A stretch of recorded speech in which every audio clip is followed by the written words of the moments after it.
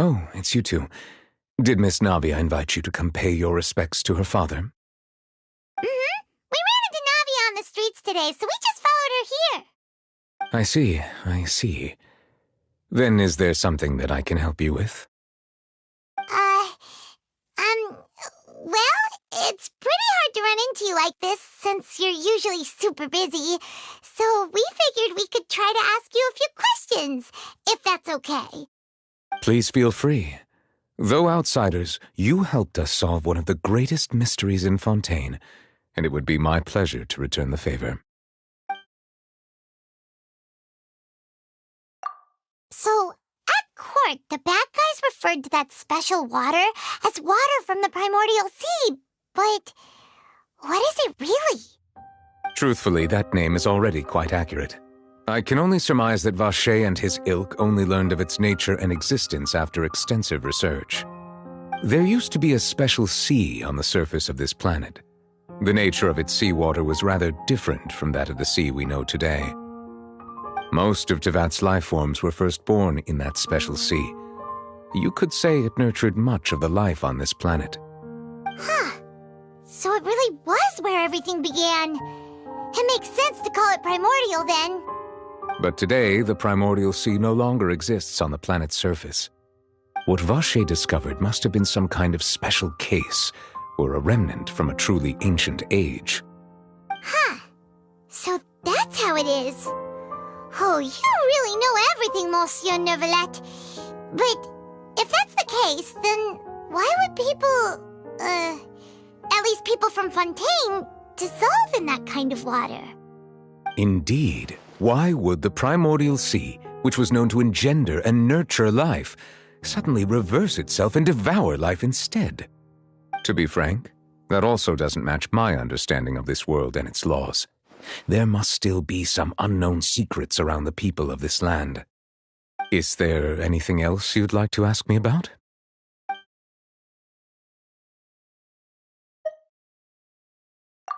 That the sea levels will rise and everyone will be dissolved in water, leaving Farina crying alone on her throne, but the sins of the people will be finally washed away for good.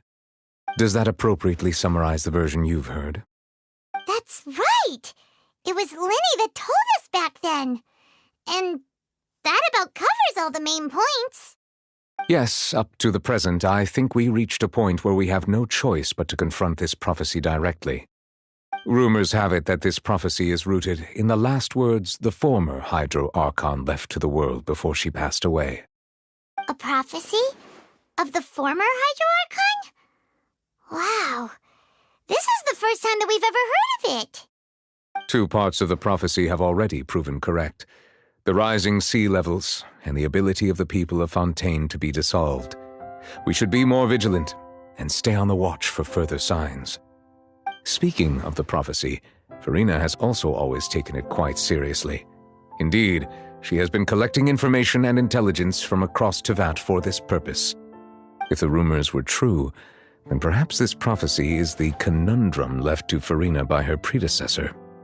But with Farina being the way she is, can we really trust her to solve it? Is there anything else you'd like to ask me about? My apologies. My investigation has still not reached its conclusion. However, I still believe the judgment of the Oratrice was not rendered arbitrarily. But you also said you thought he was innocent. For many years, I have been quite aware that the Oratrice does not simply mechanically repeat the verdict that I give on each case. As a divinely created mechanism, the people's unified faith in the concept of justice is integrated into it. Not only can it produce the incredible power of indemnitium, but it likely also possesses other traits, such as self-awareness. Which is all to say, I have been prepared for a situation like this for a long time. So when Linny told us that he heard a human voice from the room where the Oratrice's core is stored... I was not aware such a thing had occurred. Perhaps that could serve to prove my conjecture. I will add that to the list of items to investigate. In any case, I am inclined to believe that the Oratrice does have a methodology all its own. We just do not have enough information. Based on Farina's reaction, I doubt even she had any idea what was going on. She managed to bluff her way through it, though, with her time-tested twin tricks of bravado and drama. While we do intend to get to the bottom of this, for now, we regret to say that the Fatui Harbinger will just have to bide his time in the fortress of Meripede. If we did incorrectly convict him of crimes he did not commit, we will most certainly compensate him to the fullest extent allowed by the law. If you ask Paimon, the only compensation he'll want is a no-holds-barred fight with you. Is there anything else you'd like to ask me about?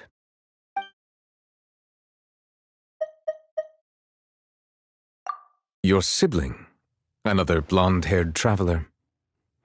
I'm sorry, but I've never seen anyone who matches that description. If he ever stepped foot in Fontaine, I'm sure he followed our laws to the letter and had no reason to appear on the stage of the opera Epicles. Is there anything else you'd like to ask me about?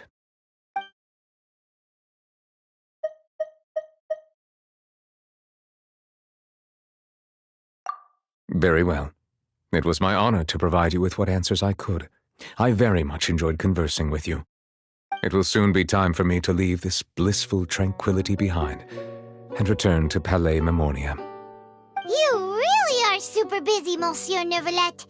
Paimon thought you only came here to pay your respects today because you had the day off. Crime and villainy do not have the day off, and so justice must work around the clock as well. This is merely the nature of a justice's work. All right, you've got a point. Huh? Paimon just noticed that the rain has stopped.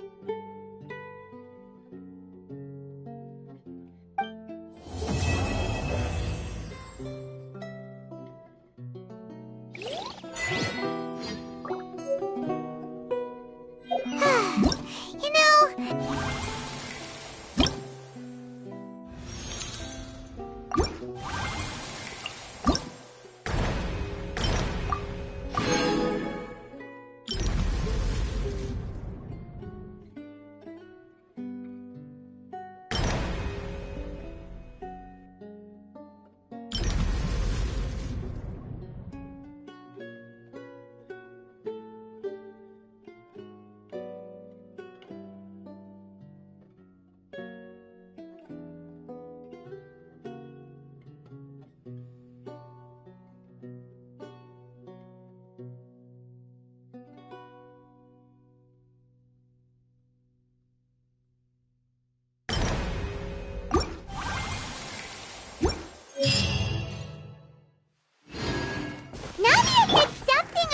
having a place ready for us there, didn't she?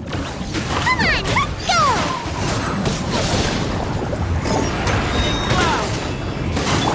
Wheel of life.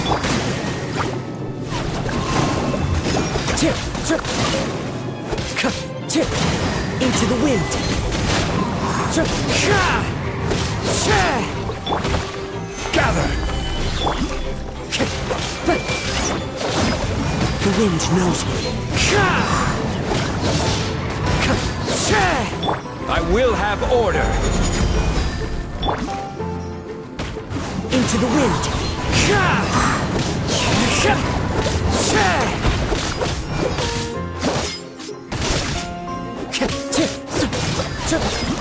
One with nature.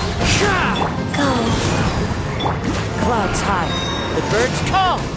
Tip, tip, tip, into the wind.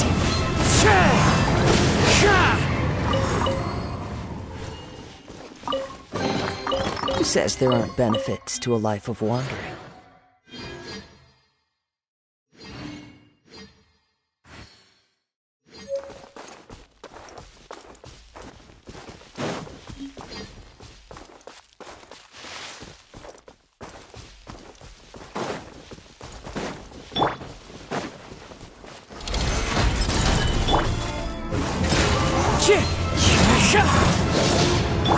Opening box of Adeptitrix. The wind knows me.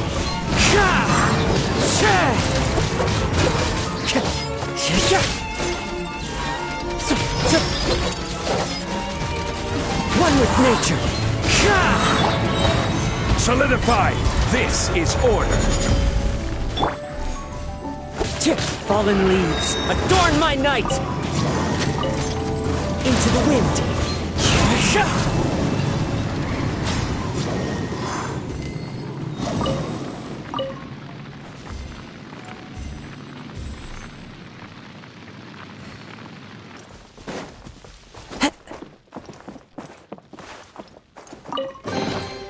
Who says there aren't benefits to a life of wandering?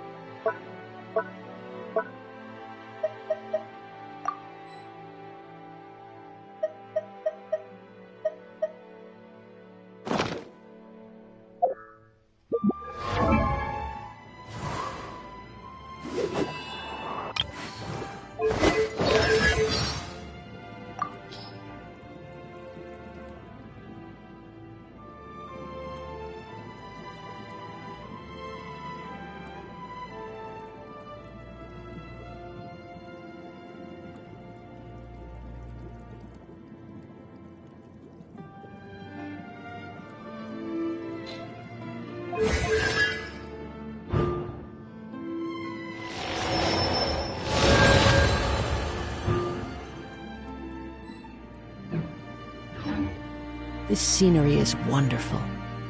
Surely enough to convince anyone to become a wanderer.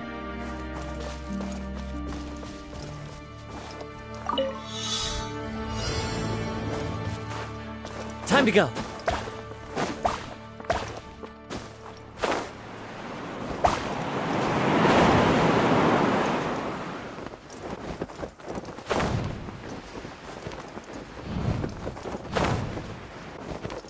Follow the wind.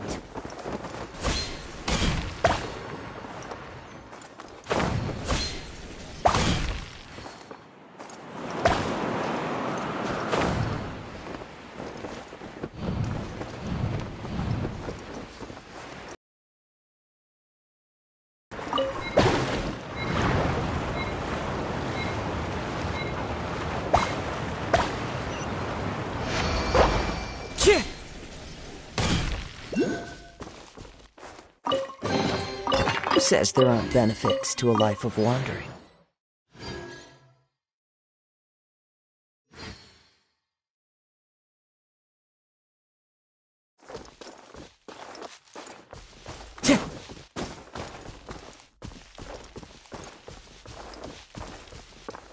One with nature.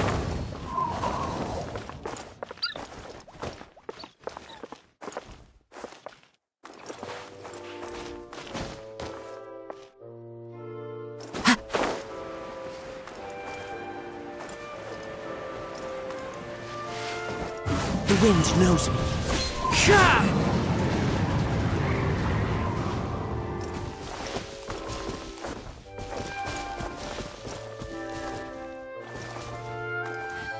Time to go.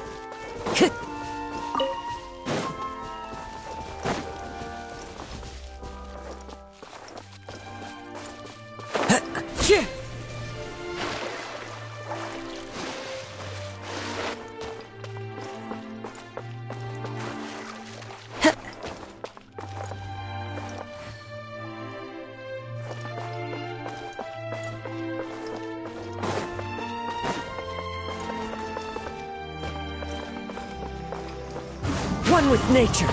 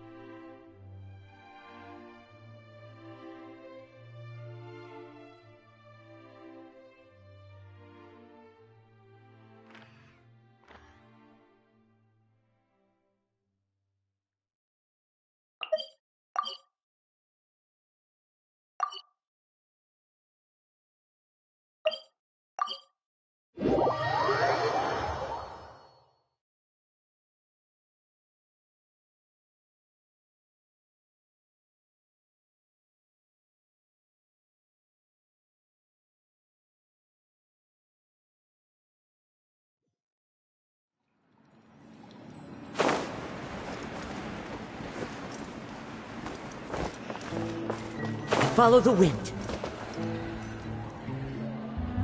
Yep, there's the room, and it's empty and waiting for us, as promised. Navia is such a good person. Now that the serial disappearances case has been solved, no one's going to come after us for anything. Even without Silver standing guard, we can just completely relax. Why don't we stay and rest up here for a while? Even machines in Fontaine need to stop and recharge now and then. Oh, come on! This place isn't that bad. Besides, how often do we get to stay in an actual base? Oh, fine. Remember that detective story Paimon read before? Well, the author is about to release a new book, so Paimon wanted to buy it as soon as it came out and have a quiet place to read it. Then it's agreed. Come on, let's get some sleep. We'll need to be up first thing in the morning to get in line and buy a copy.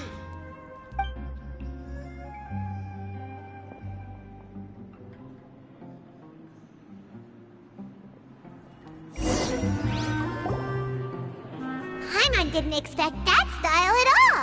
Even though it's a detective novel, it's also like a social documentary. It's actually pretty good. No!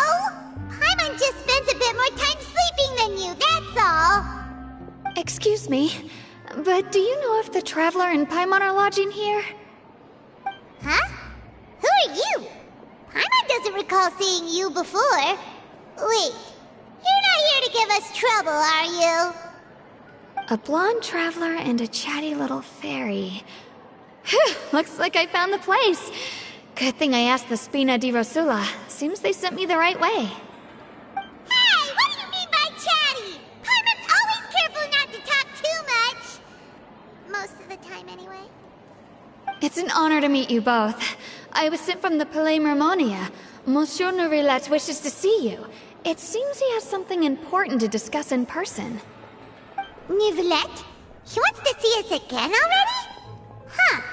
We talked so much the last time we met. Has something happened since then? I am not privy to the details. It would be best if you came to the Palais Mermonia and asked Monsieur Nourilette in person.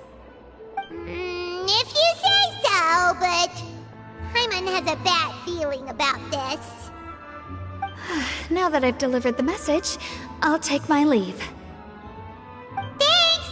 We haven't left the room for a few days, so we'll head over once we've freshened up a bit.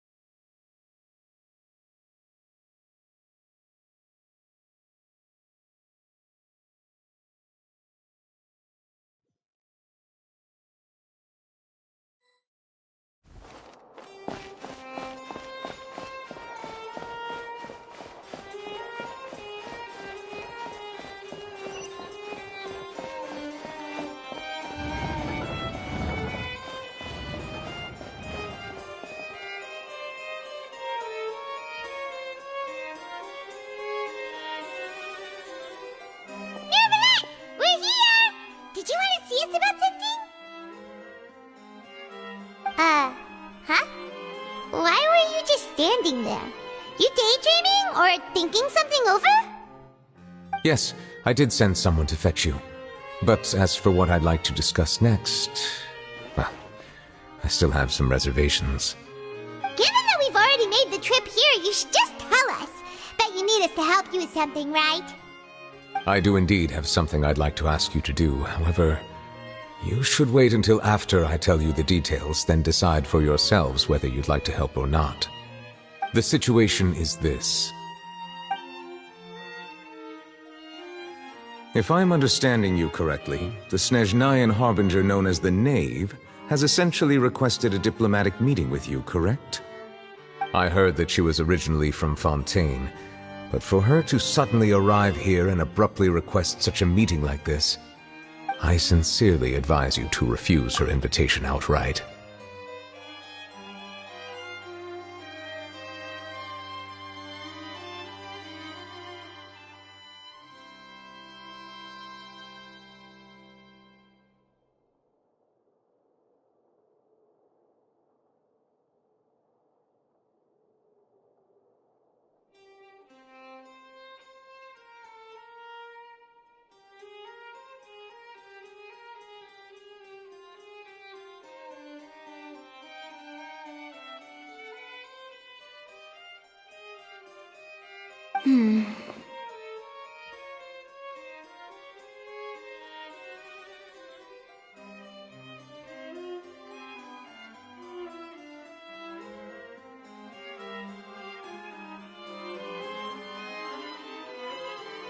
I'm sure you're aware that her purpose is most likely related to Child's recent predicament.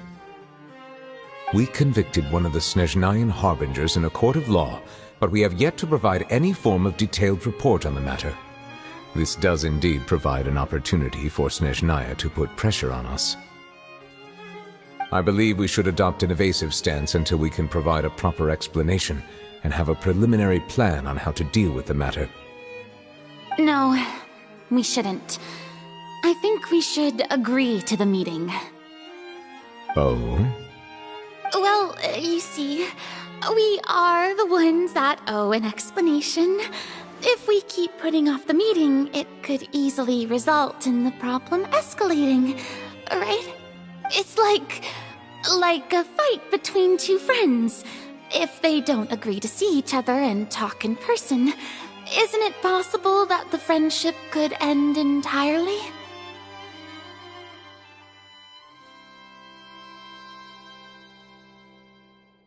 Though diplomatic relations between Fontaine and Snezhnaya could be considered as friendly, it is only superficially so. You wouldn't go so far as to say that our nations are friends, as you did in your example. It was just an analogy. An analogy, okay?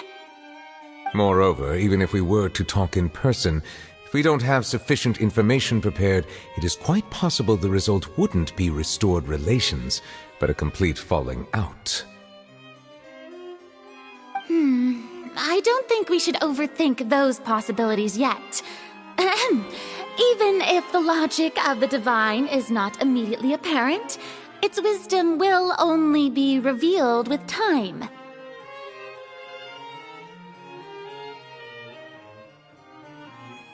Besides, you'll be at the meeting.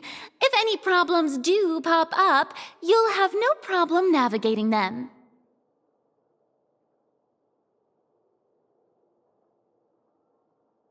I must clarify that interacting and communicating with people outside of court is not my cup of tea. It seems you think too much of me.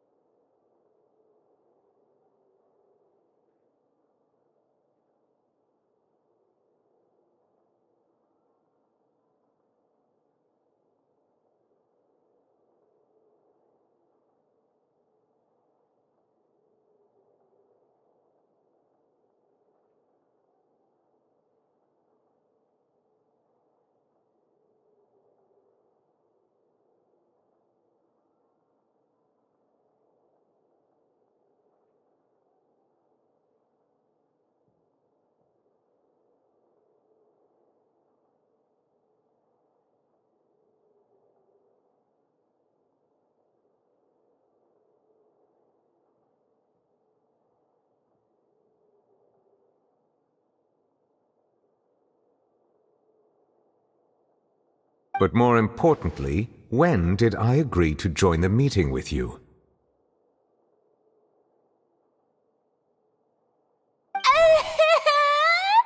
You mean you won't come?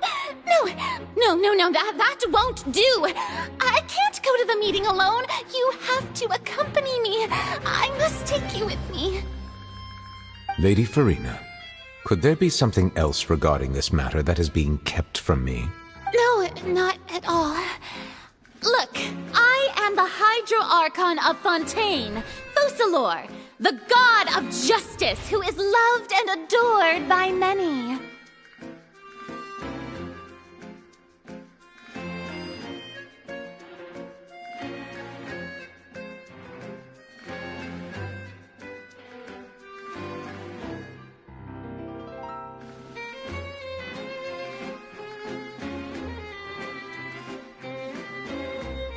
So I only hope that justice will be served in this matter. Don't overthink it. I'll go find someone to arrange the meeting.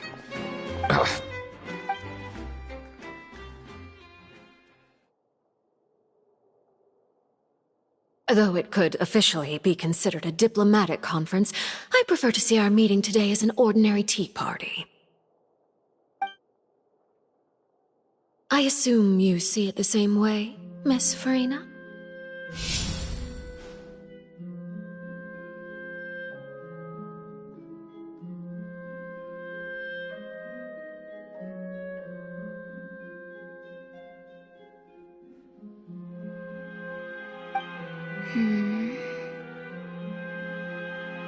Lady Farina? Yes, that's right. Just like you said, a tea party. I should thank you for providing the pastries. They look delectable. To make this tea party even more lively, I've invited someone else to join us today.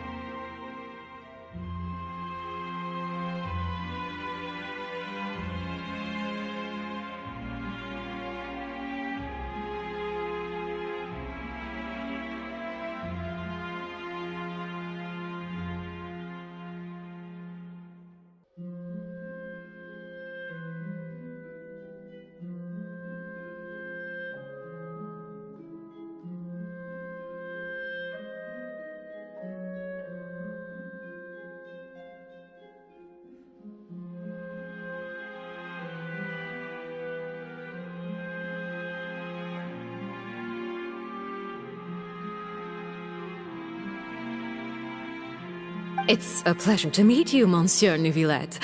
I was born in Fontaine, so naturally, there's no need to introduce the nation's revered Eudex to me. Hello. The pleasure is also mine.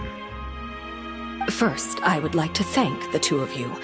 I'm often away on business outside of Fontaine, and I'm told that the children of the House of the Hearth have been well taken care of by you. Oh, I'm not referring to when my children, Linny and Lynette, were falsely accused by you. Please don't misunderstand. The children of the House of the Hearth are often misunderstood, perhaps due to the reputation of the Fatui. There's no getting around that. All I meant to say is that Fontaine has been stable in recent years. The people are well off and the children lead happy, fulfilled lives. That is something truly worth cherishing, and no one wishes to disrupt such peace.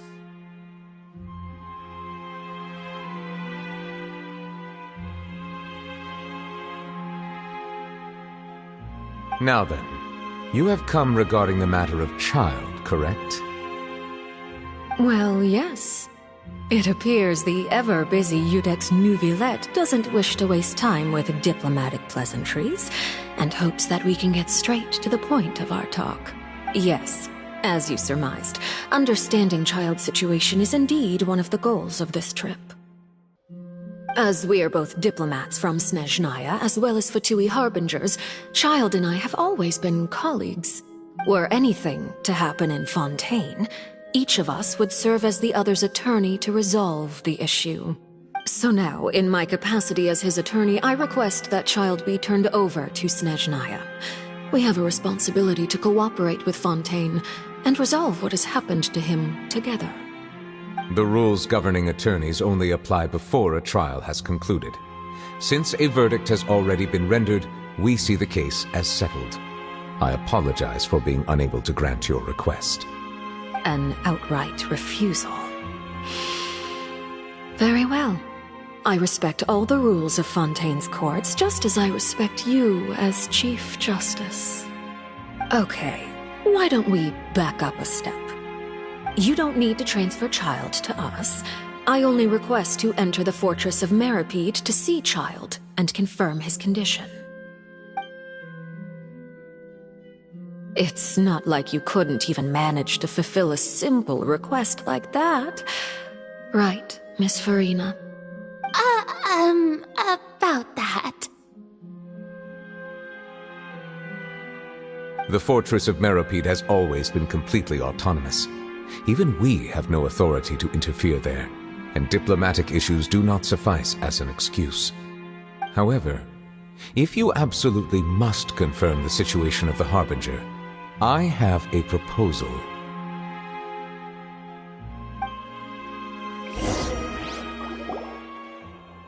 The knave showed up already? Well, Lenny did say that Father will be returning soon.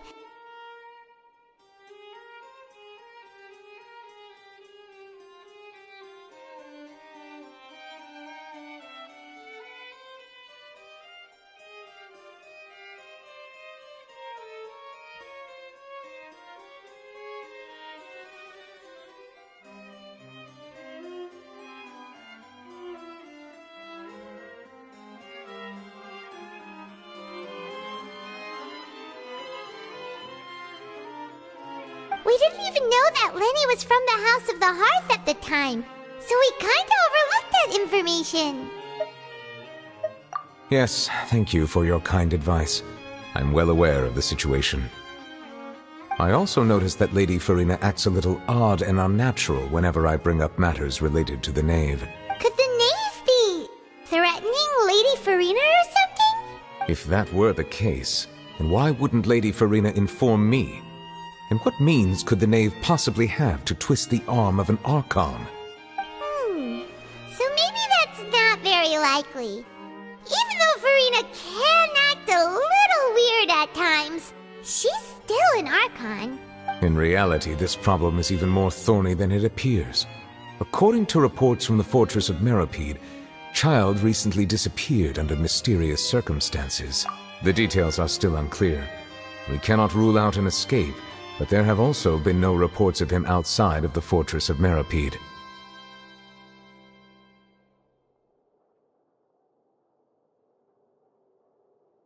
Special guards oversee the fortress, and its internal systems are extensive. Combined with the special characteristics of the surrounding terrain, an escape should not be possible. I suspect that there's something else behind Child's disappearance.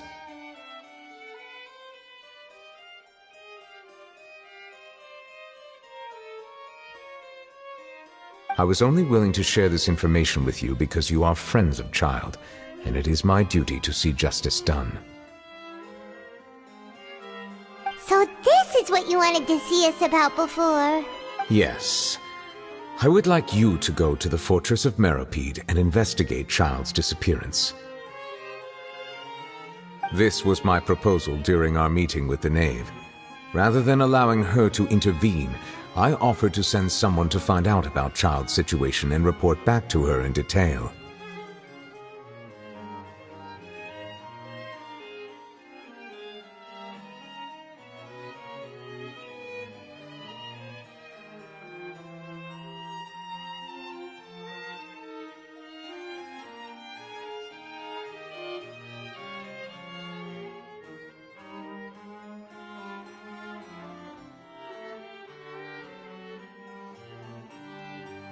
The knave did not seem satisfied by my proposal, but she still agreed to go along with it for the time being.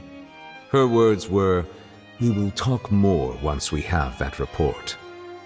So that means we bought ourselves some time. Firstly, you're already acquainted with Child. Your eyes may discern relevant details there that others would miss. And secondly, is the consideration of the unique nature of the Fortress of Meripede. Isn't it just Fontaine's prison? I would not define it so crudely. The Fortress of Meripede is not affiliated with the court system of Fontaine on paper.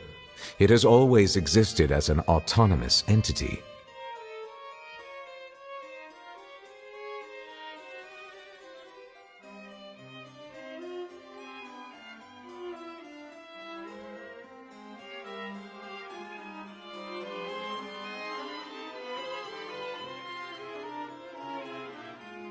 Early in Fontaine's history, criminals were punished with exile, not imprisonment. Even today, sentences against convicted criminals still include exile, just as before.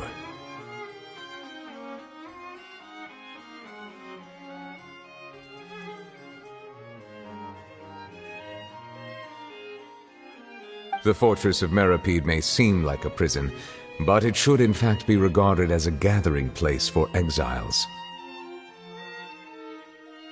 All we do is dispatch guards to keep watch and help maintain security, but we have no right to get involved with any other matters. Although I do have a personal relationship with the administrator there, neither myself nor the courts have the right to be directly involved with the investigation, no matter how serious the grounds. Oh, Paimon gets it now. That's why you need us to conduct our own investigation as a third party, right? Correct. I will arrange false charges against you so that you may secretly investigate inside the fortress during your detention. This will save us a lot of unnecessary trouble. So, are you two willing to accept my proposal? Yeah, no matter how you look at it, it seems we're the best choice. Alright, we hereby accept this difficult task. Reluctantly. You two have my sincere thanks. This matter is of critical importance to Fontaine's current situation. Also, I hope that both of you can keep this operation a secret. We will rendezvous at the Fortress of Meripede's entrance on Erinius once you've prepared yourselves. I will arrange for someone to take you inside. Prepared ourselves? Is there something we need to prepare? Perhaps you could enjoy a good meal and have a nice bath. I'm afraid that living conditions inside the fortress are nothing like those on the outside world. Oh, right! Even though we'll be there on trumped-up charges, we'll be in prison for real.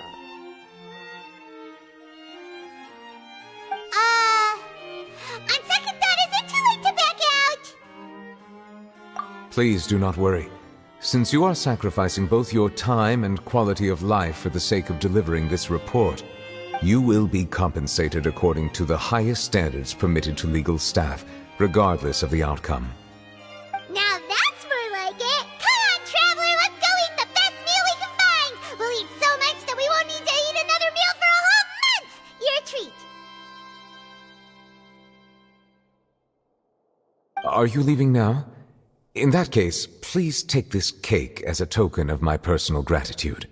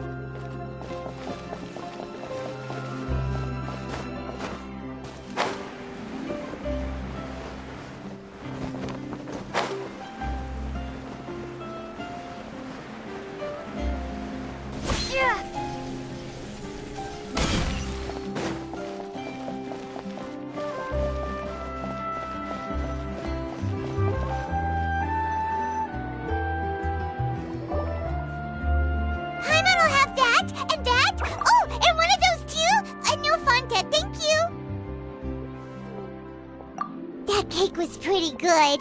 But as soon as Paimon remembered that we were about to go to prison, Paimon's stomach suddenly became completely empty. Now that Paimon thinks about it, we've always been super careful ever since we arrived in Fontaine, just to avoid breaking any strange laws here. But here we are, about to willingly send ourselves off to the Fortress of Meropide. Maybe this is what they call fate. Let's just try our best to investigate everything quickly once we get there. Paimon doesn't want to stay in prison too long.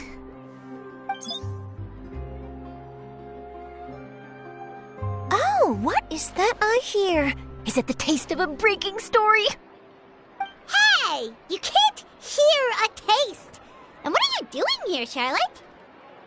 Oh, don't remind me. I invited an eyewitness to a case to eat here, and I was planning to get some great material out of him. But he didn't even show up. Calm down, calm down. This is nothing new. As a journalist, you should be used to this by now. As long as you can score some juicy tidbits from the Traveler, you might still be able to recover the cost of the meal. You know we can still hear you, Charlotte. Never mind. It's nothing. I just heard you mention the Fortress of Meropide. You didn't commit a crime, did you? Please tell me all about it. No way! We would never! We're just going there to...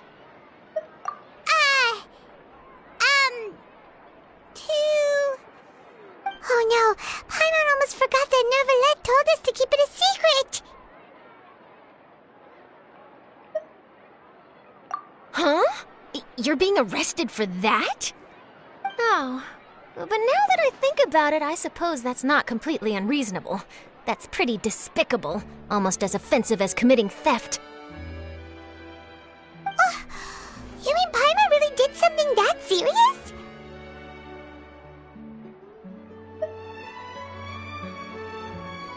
Sorry, Paimon really messed up. Well, in that case, it's nothing particularly newsworthy after all. Oh, how disappointing. Oh, right, there's still a chance. Since you're going to be at the Fortress of Meropide, would you be willing to help me gather some material for a story? About that, Paimon doesn't think we'll have any time. Oh, it's nothing difficult. All you have to do is think of a way to get some time face-to-face with the warden of the fortress.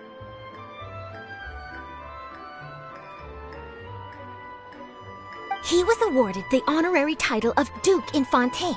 Sounds really cool, huh? Only those who have made significant contributions to the nation have been conferred this title. It's incredibly rare. On top of that, the Fortress of Meropide has never been under the jurisdiction of the courts. Practically nobody, including journalists like me, knows anything about the person in charge there. Oh, if I could write an exclusive article about him, I bet it would sell a boatload of papers. You make it sound easy, but it really depends. Of course, I wouldn't ask you to do it for free, so this meal is on me. All right, you got a deal. We'll do anything you want. Then it's settled.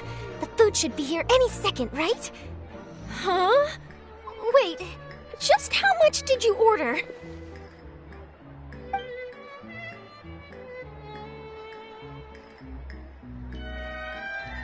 Oh, Paimon's so full. Well, guess we have nothing to regret now, so let's get going. Wait. Paimon just said something really ominous, didn't she? The tea here just keeps getting warm.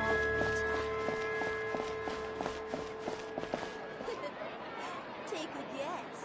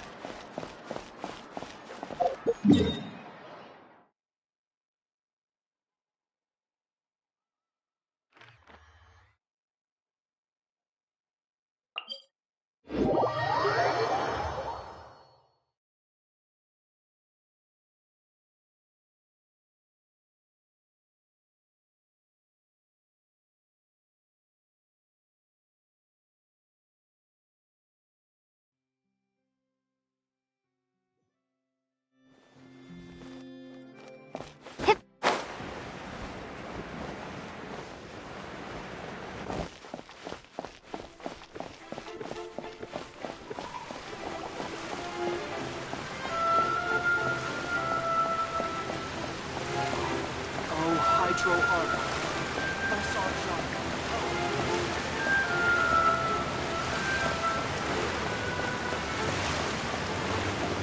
No case. That hasn't changed one bit.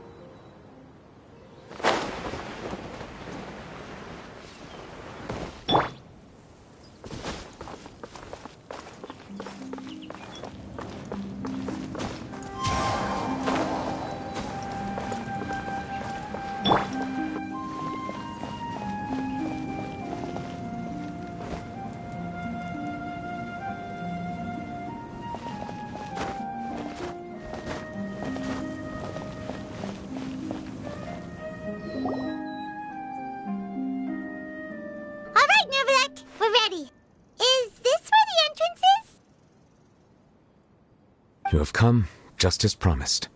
Yes, this is the one and only entrance to the fortress of Meripede from Irenaeus. Careful. You may want to step back a bit. Whoa! So you have to go down from here? Is the prison underwater? Utilizing both the barrier of the water as well as the fear humans have of the depths, the fortress of Meripede is naturally the perfect place to confine and guard criminals. But do not worry. It is not nearly as frightening inside as you may think. You will see for yourselves once you are down there.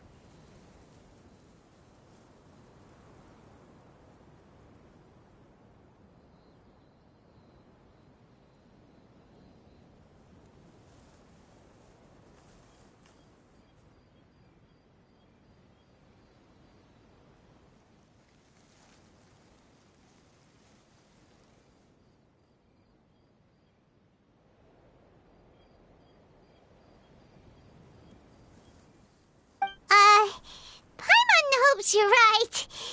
Don't know about you, but just thinking about being at the bottom of the sea like that gives Paimon the heebie-jeebies.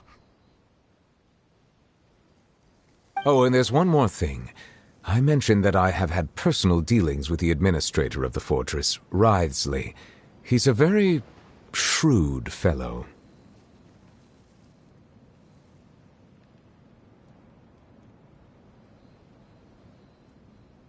Yeah, we heard about him too. He's that Duke, right? Correct. He is the highest-ranking manager of the underwater prison. Even though you are going there to investigate at my behest, it would behoove you to avoid any confrontation with him or any of his subordinates. The Duke rarely ever leaves the fortress of Meripede, but that does not mean he is not privy to all that is happening inside and outside the fortress. He is quiet, but not unaware, so please bear that in mind. All right, that's about all the time that we have to talk privately. I'm counting on you two. Don't worry, we won't let you down. Good. Madeline! I'm here, Monsieur Nervalet. These two are the newest convicts, I presume? Don't worry, they won't escape on my watch.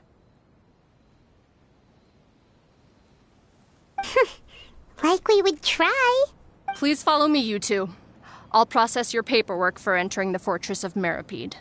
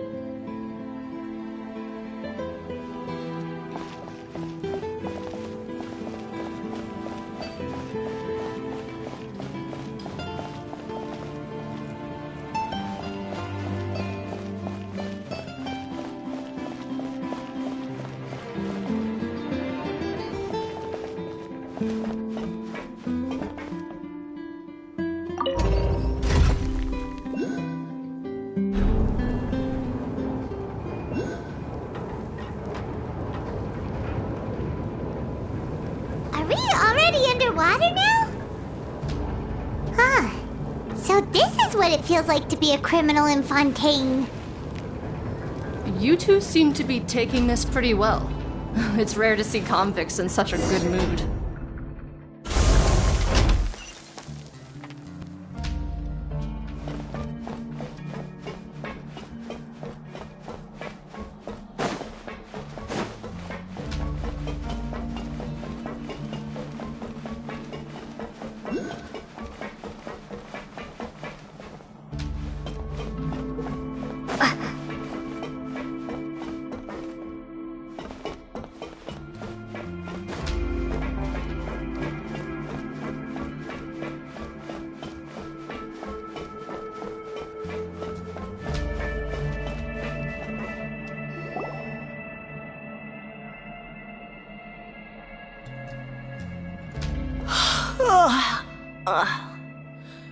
Oh, it's you, Madeline. Why'd they make you make the trip down here today? Monsieur Nervalet personally requested I escort these two convicts. I suppose he was concerned others might not be up to the task. Well now, aren't you the lucky one? Must be nice to be on good terms with the big shots like the Chief Justice. Well, have you tried service with a smile? Who knows, it might help your professional reputation.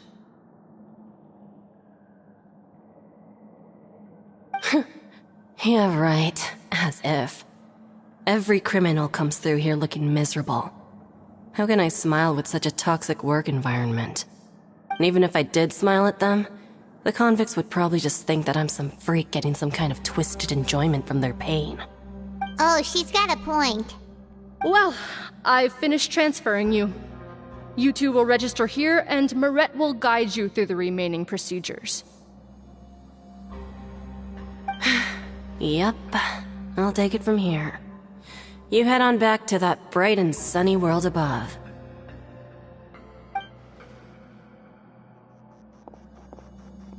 Okay, let me see. You are the Traveler and Paimon, correct? That would be us! Let me confirm your charges and sentence. Let's see. You two are charged with eating a cake specially prepared for the Archon by a Snezhnayan envoy without the Archon's permission, thereby incapacitating the political center of Fontaine for a brief period. Sentence: 45 days?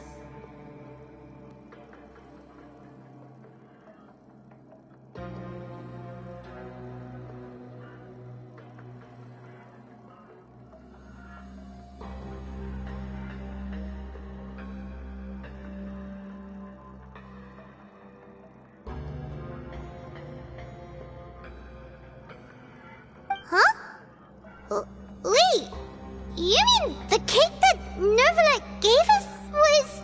Just looking at the charges, it seems you two are capable of causing some serious trouble.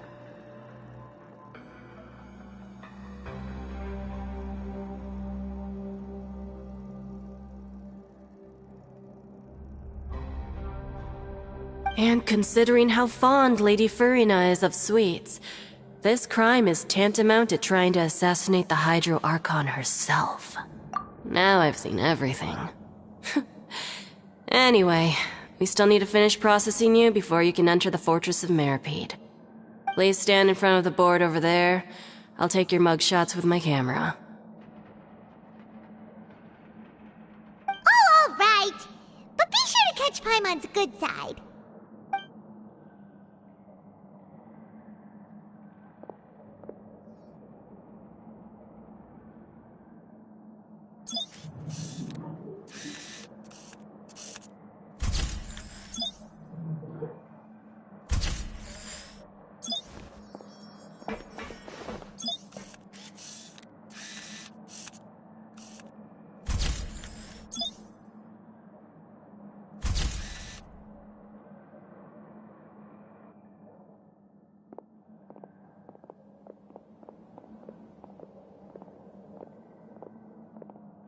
And we're done. Thank you for your cooperation. Next, someone will be along to guide you inside the fortress. Please be sure to cherish this opportunity for rebirth. Huh? Rebirth? Isn't that a little much? We're only gonna be here for 45 days! You two are the new inmates, right? Follow me. Oh, okay! Paimon is Paimon and this is the Traveler! Save it. Not like I'll remember your names. Move it.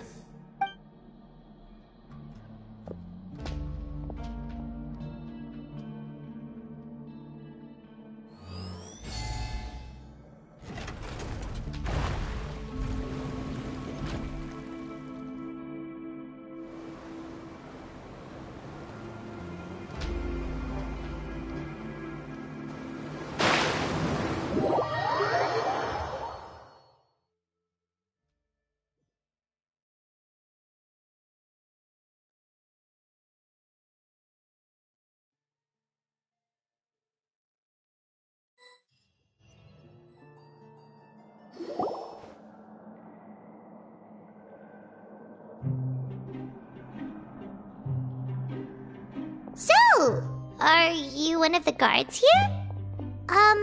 Is there anything we should be careful of while we're here?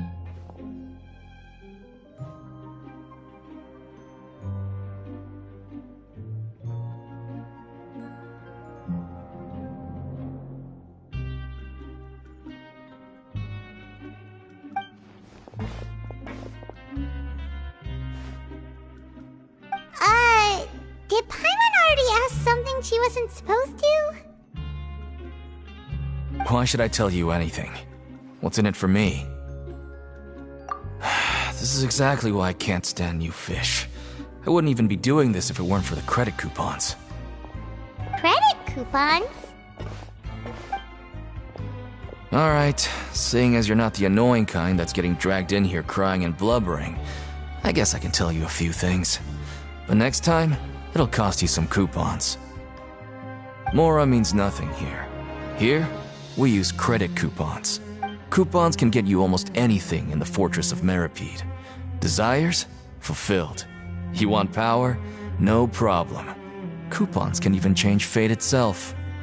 So, credit coupons are a currency that can only be used here? It's not as simple as that. Like Moret said, everyone gets a chance at rebirth. No matter how much money or power you had before, it means nothing once you set foot inside the Fortress of Meripede. You have to start over and earn your coupons.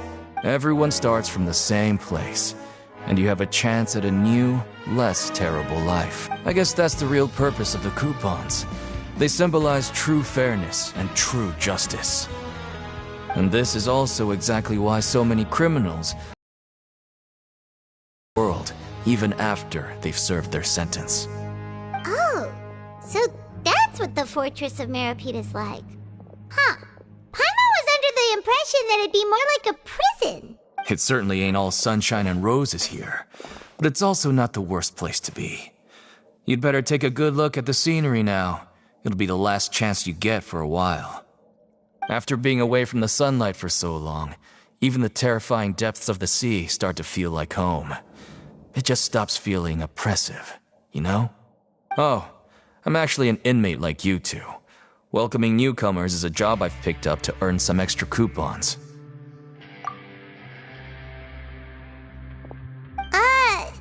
Why aren't you answering us again? I've told you enough for free. Any more info is gonna cost you. So all you care about is Mora! Wait, no. Coupons? Almost there. It's down through here. Your turn to give it a try.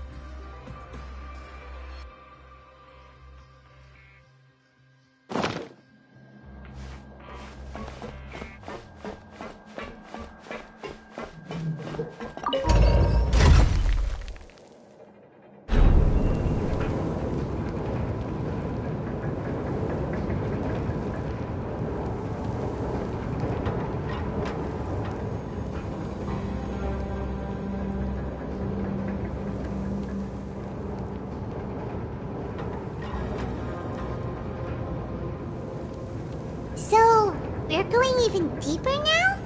Just how deep down are we?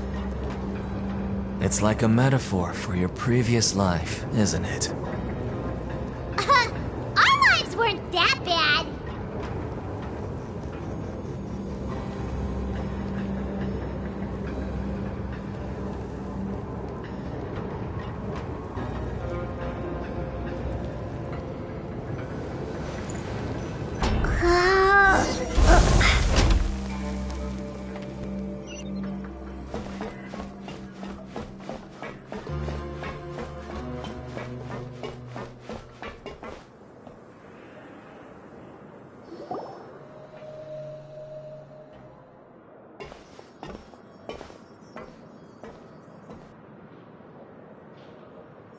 So this is the actual entrance to the Fortress of Meripede? Huh. It looks like there are other new arrivals, too. Oh, they sure don't look happy. Maybe we look too relaxed for fresh convicts. Oh, right.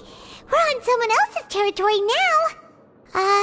We need to think of a good way to get by. If we're discovered, even Neuvillette might not be able to rescue us. Hey! Don't scare Paimon! Oh, Paimon's not ready for all this! Look, I don't really know you, and I have no idea what kind of crime you committed, but... You wouldn't have happened to anger someone important, did you? Someone important? Paimon doesn't think so. Wait, why are you suddenly trying to talk to us now? Now's not the time to worry about that. Anyway, it's over there, so... You just go on over there by yourselves. I've done my job, so... Good luck. What was that all about? Wait a second. Are there usually so many garter mechs around here? They're already onto us? Prisoners numbers 7459 and 7560. Welcome. Oh, no need to be anxious. These garter mechs aren't here to attack you. In fact, they're here as your honor guard.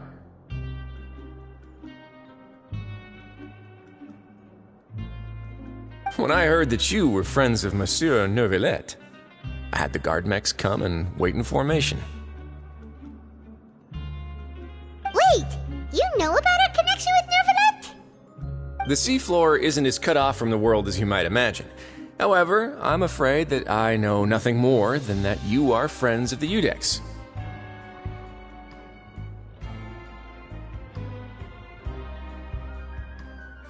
And as you can see, committing a crime means being sentenced here, even if you're friends with the Chief Justice. Quite fair. The Duke! Greetings, Your Grace! Lovely weather today, isn't it?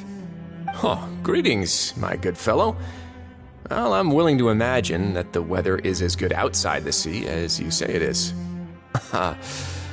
How great it would have been if only the Fortress of Meripede had been built on the coast, huh?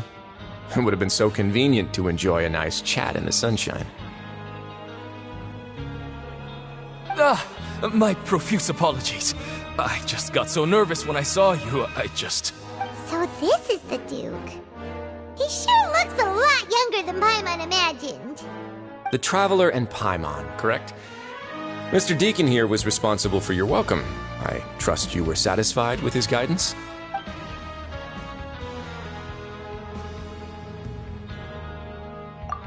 Ah, I see. In that case, I regret to announce that Deacon here has just missed the best opportunity in his prison career to be promoted. I admit that I was only thinking about the coupons. I'm sorry to have disappointed you, Your Grace. I once hoped for a chance to do some higher-level work. I had no idea you two were big shots who were worthy of speaking with His Grace. Losing out on such a big opportunity because I couldn't see past my own nose. Plenty of time ahead, Deacon. There'll be more opportunities.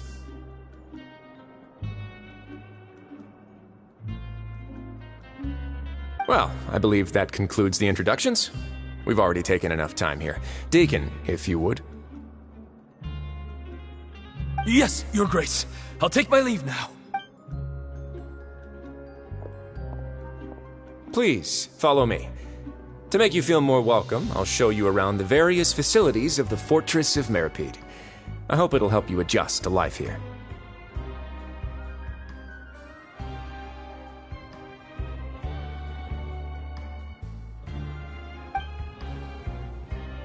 He's going to personally give us a cure? Huh. Paimon can't figure out what this guy's thinking at all. No wonder Charlotte's so interested in him. He's one of those mysterious types. Alright, let's keep up with him.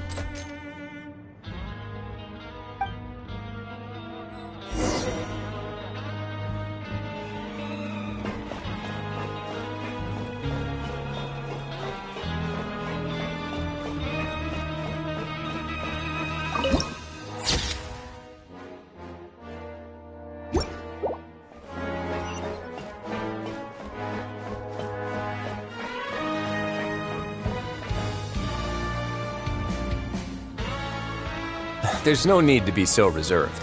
The label of criminal is nothing but one of many identities, and being criminally inclined here at the fortress is just one of many ways to survive.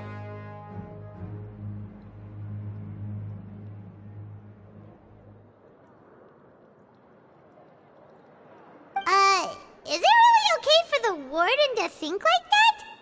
We're real criminals, you know. What if we're too difficult to handle?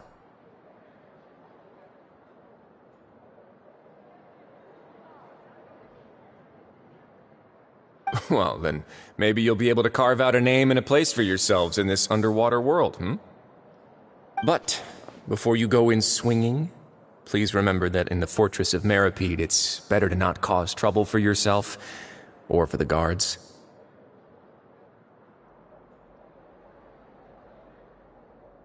Now, we've arrived at a very important place, the Coupon Cafeteria. You can come here and claim one welfare meal each day. Welfare meal? You mean it doesn't cost anything? That's right. Criminals are essential to fortress operations, so we must guarantee that they at least have the basic means to survive. But that's not how it was. Back in the day, it cost you credit coupons just to get a cup of water here.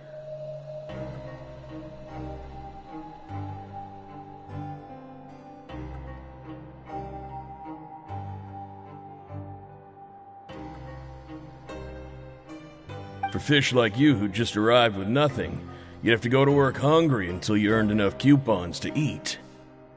It was only after His Grace became the administrator that we got the free meal rule.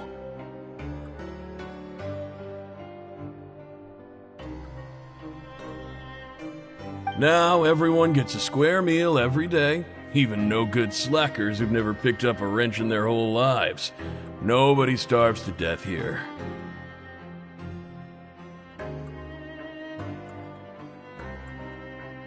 In the Fortress of Meripede, credit coupons are the only currency, and everything must be purchased. In some sense, you could say using the coupons is a form of trade. But trade is always conducted by people. So if we want trade here to prosper, we need everyone to work hard and live their lives. If nobody could even afford a meal, then the whole fortress would be up in arms. And that would only make things more difficult for me. So, rather than saying that we're giving everyone a free meal here, you should say that everyone's hard work has improved the living conditions in the Fortress of Meripede. Your Grace's reasoning is correct, but what I said is also true.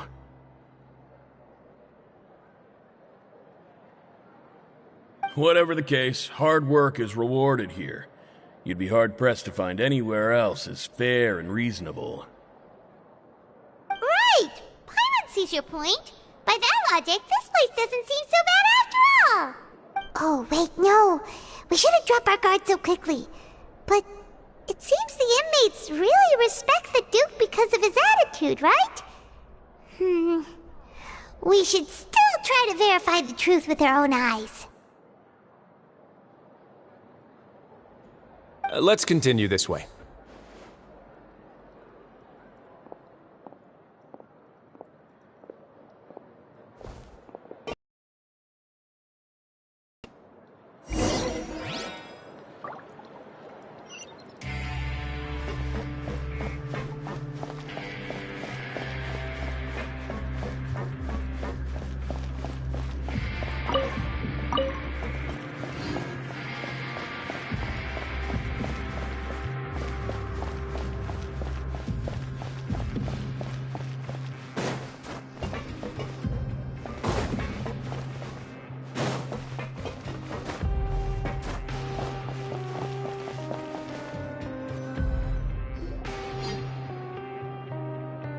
This place is known as the Pancration Ring.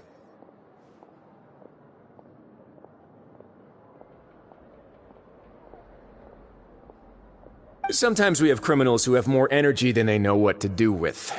Their daily work alone isn't enough of an outlet for them.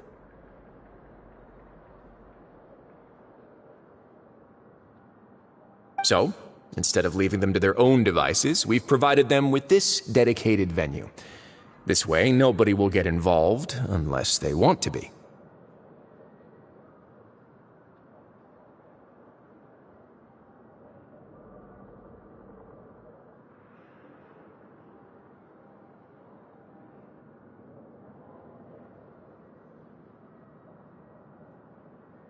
Pancration matches? And you can earn extra coupons? Oh, what do you think, Traveler? Interested? But I must warn you that your sentence will be extended if you fail to restrain yourself and end up seriously injuring or killing your opponent. So, did you set this place up too?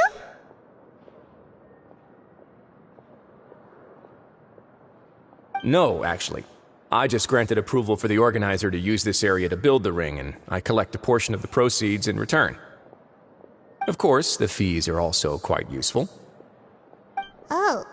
Do you mind if we ask what they're used for? Sure. Ensuring personal safety, maintaining the arena, and resolving any conflicts that arise. Why? Are you interested in how to manage a pancration ring? Oh, no. I was just wondering if that's how you paid for everyone's welfare meals. A reasonable guess. I see you have a talent for entrepreneurship. Oh, you hear that? Paimon has a talent! So we can start a business here? That is something you can discuss between yourselves later. Let's move on for now.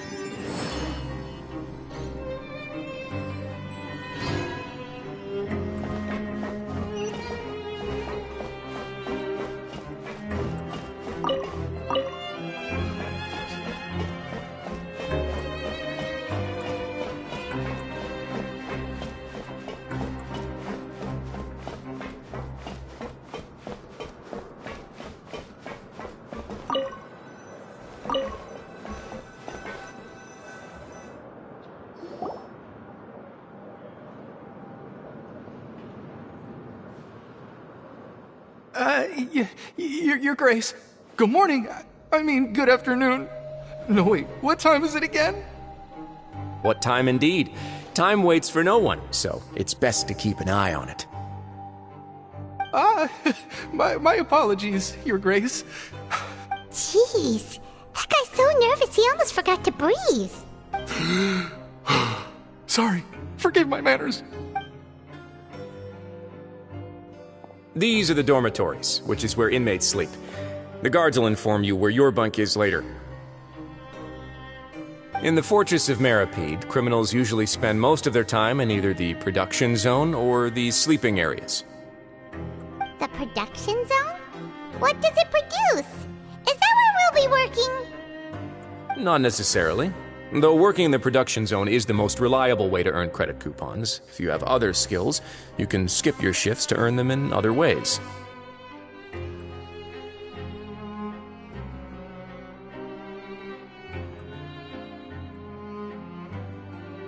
Wow. Wait, you're the manager of this place? And you're just telling us to our faces that it's okay to skip work? The fact that the Fortress of Meripede has continued operating completely autonomously is proof enough that most people are willing to work honestly and earn a stable income.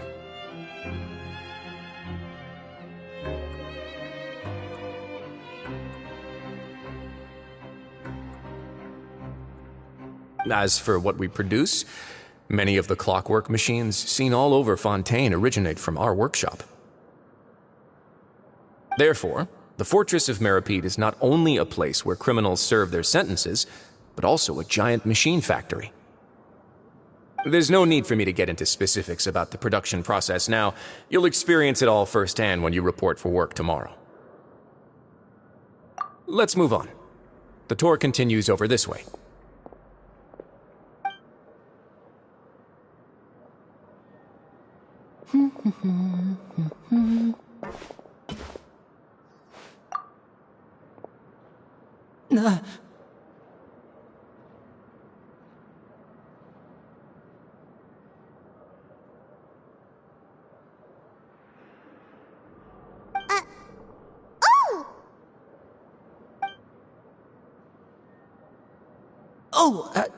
You really scared me there. I didn't expect to see you here, Your Grace. I thought maybe I was so tired from work that I was starting to see things. The only thing you should be seeing is the work in front of you. Stay focused and keep up the pace.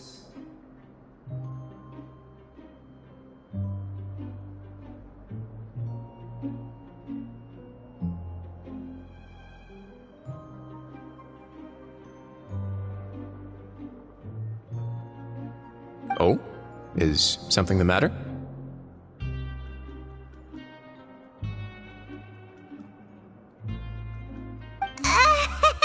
It's nothing. Paimon's just worried about how hard we'll have to work tomorrow.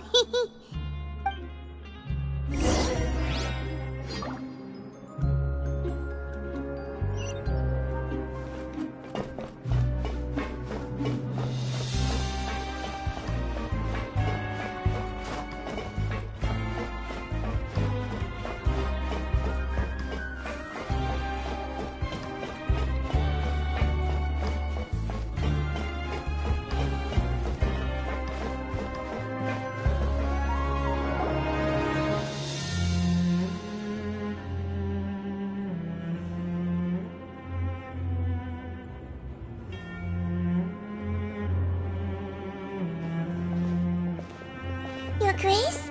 What are you doing in the infirmary at a time like this? Oh no, you didn't injure yourself, did you? Not yet, unfortunately for you. But thank you for your concern, Siegewing.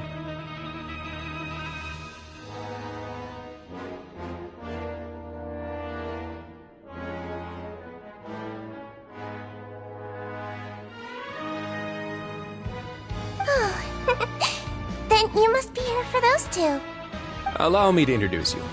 This is the infirmary, and Siegewing here is the Fortress of Meripede's head nurse. Hello, new faces. They call me the head nurse, but I actually handle all the nurse-related work all by myself down here. Since you seem to have some rare downtime with no patients, perhaps you could find the time to join us for dinner?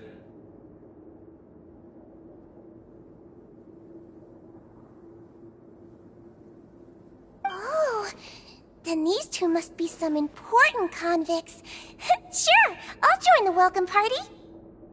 Thank you. Your presence will be the pièce de résistance for today's tour. Oh, so the tour part is over now?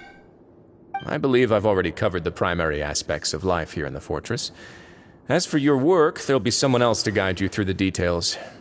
Is there anything else?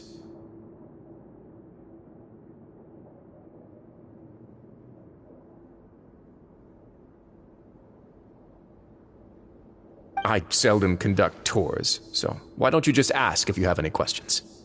Well, this is our first time here. Paimon's not sure what to ask. Then let's head back to the coupon cafeteria. Maybe a meal will help you think up some questions.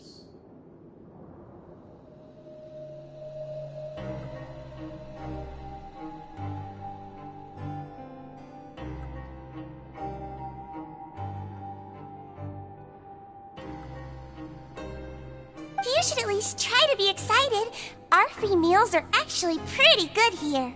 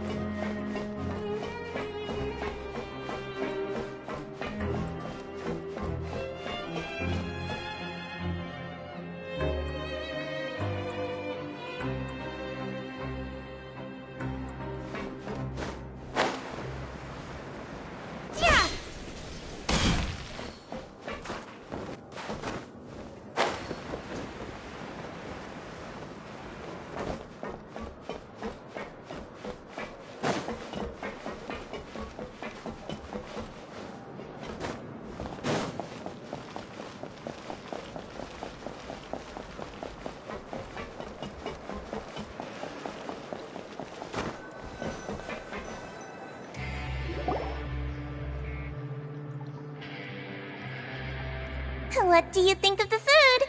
Does it meet your expectations? Wow, it looks delicious! Neverlet made it sound like living conditions in the Fortress of Meripede wasn't very good. Who would have guessed that criminals get to eat tasty food like this every day? Oh, isn't that the meal box that only super lucky people manage to draw? Seems like you two are quite fortunate. It actually has nothing to do with luck in this case. I had a word with Walsey, so you didn't have to draw lots like everyone else.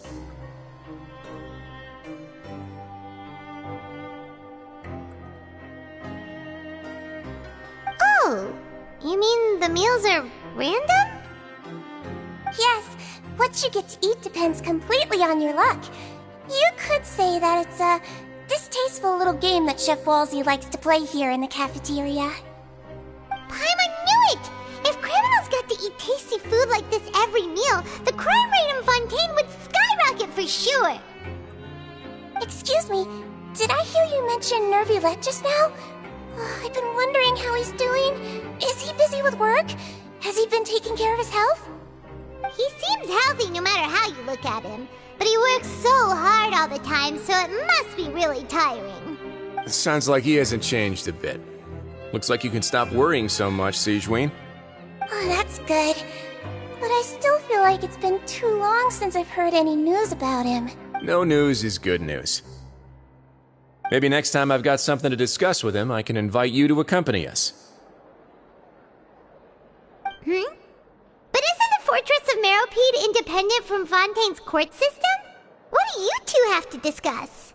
Well, we provide all kinds of mechanical products for official use, and some essential goods have to be obtained from the overworld, so we naturally have to stay in touch about this and that.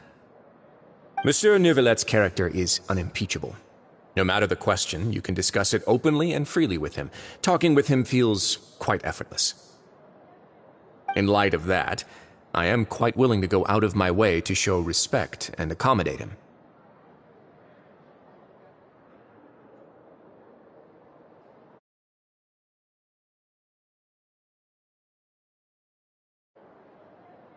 In fact, right now I'm treating you two as guests invited by Monsieur Nervulette. But unfortunately, I can only do so until the end of this meal.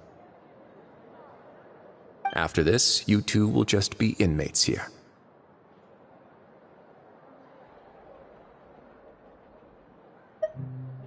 You're very welcome. Well, your new life awaits.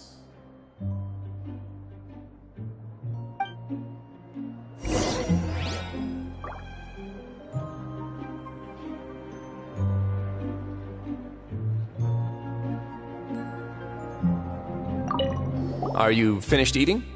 Then I recommend that you return to the dormitories and rest. You have work to do tomorrow. Perhaps you were hoping to ask for some special privileges? Sorry, you'll have to use credit coupons like everyone else. It's not as comfy here as you might imagine.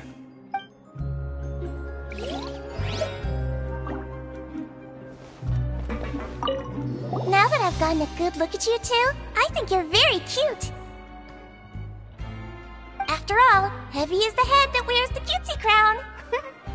I guess I just want to say, just take care of yourself and don't get hurt.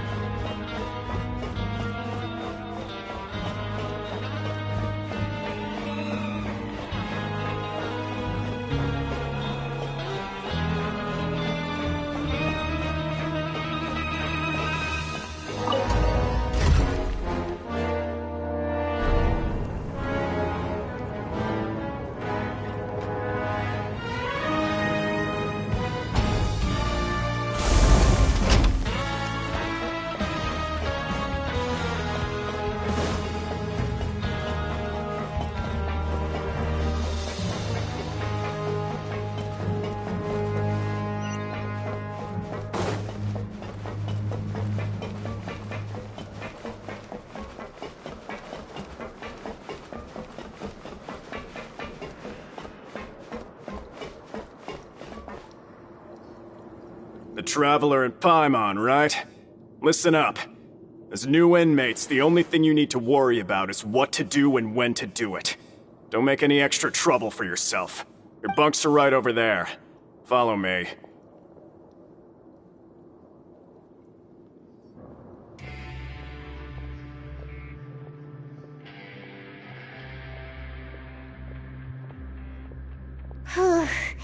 So this is where we'll be sleeping from now on. Oh, Paimon can't believe this! The days of staying home and reading detective stories are like a dream now.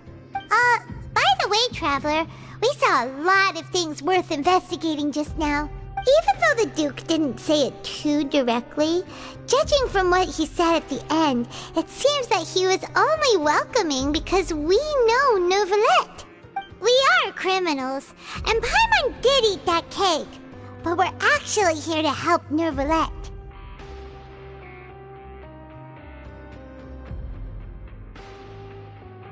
Is it possible that he knows we're here on a mission? Or is Paimon overthinking things? Yeah, Paimon thinks so too. He probably knew why we came here from the very beginning and intentionally wanted to send us a message. Maybe something like, "Hey, I have my eyes on you, so don't try anything funny." Yeah, you're right. It's not like we can go back to Neuvillette empty-handed and say, "The dude looks scary, so we gave up." And besides, the Duke said that he was willing to go out of his way to show respect for Neuvillette, right? So, we at least need to try. But Paimon hasn't gotten a clue where we should start our investigation. You mean... Yeah, that's what Paimon was thinking too! Paimon almost spilled the beans when we ran into him. Fortunately, based on his attitude, it looks like the Duke sees Linny as just another inmate. We worked so hard to help clear Linny and Lynette's names, and yet we turn around and bam! He's in prison anyway! Oh, right! Linny and Lynette are from the House of the Hearth. They work for the Knave, so they could be here to investigate too! Huh? Oh, it's a card! Paimon didn't notice it earlier. It looks like a magician's prop. Lenny must have left it here. He's in prison and still doing his little tricks, huh? Let Paimon have a look. It was nice to bump into you again. Let's catch up in the production zone tomorrow. What in the world? It's written like he's greeting a buddy on the street. Paimon thought he'd write something important. If you say so. We can ask him what's going on tomorrow. Let's get some rest now.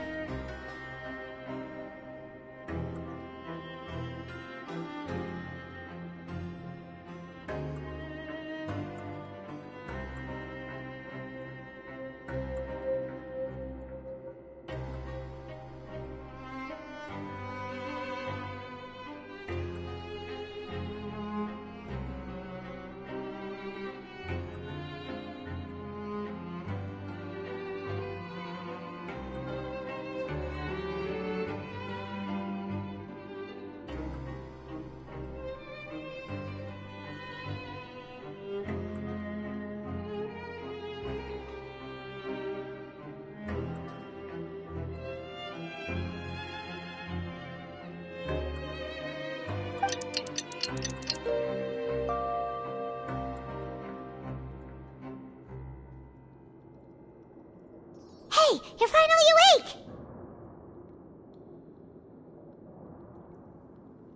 Well, it's Paimon's first day as a prisoner. Last night, Paimon dreamed about getting interrogated by the guards until Paimon told them everything, and then Paimon woke up. Hey, come on! It's just a dream, okay? Paimon wouldn't really squeal. Maybe.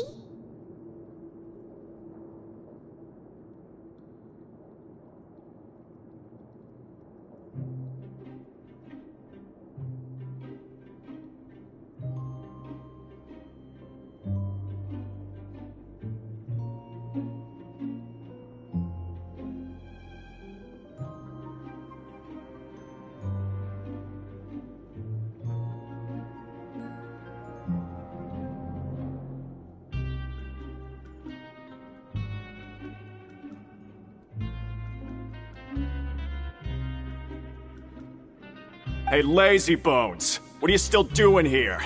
If you don't want to starve, then get yourselves over to the production zone. Sorry! We're going right away!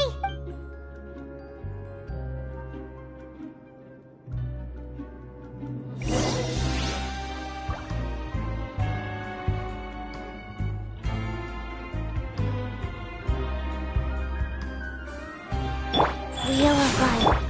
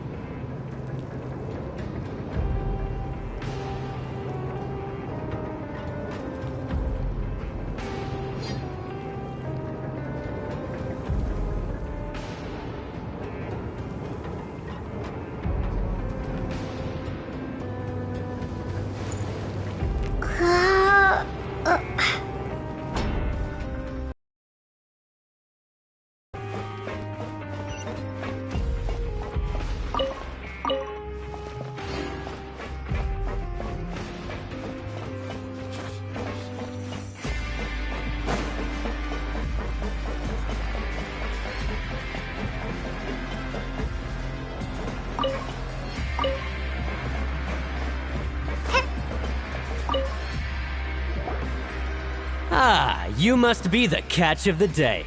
Looks like you've got some luck getting assigned this space. Yep, we just arrived yesterday and... Don't interrupt me when I'm speaking! Yes, sir. Listen carefully to my instructions. I don't want any mishaps. Every machine here is worth more than the both of you. Working around these machines can be very dangerous. Do your job well, and you can eat in the cafeteria after your shift. Get sloppy, and you dine in the infirmary. Anyway, the Fortress of Merope doesn't want to lose a single one of its machines. And it also doesn't want to waste the production potential of any inmate. You got that? Got it! Your job is to use the machine over there to process widgets. Watch carefully, and make sure you step on the pedal at the right time. If the machine gets jammed, then give it a little maintenance with your fist. Here, take this. Bring me the processed widgets, and I'll give you some credit coupons in exchange.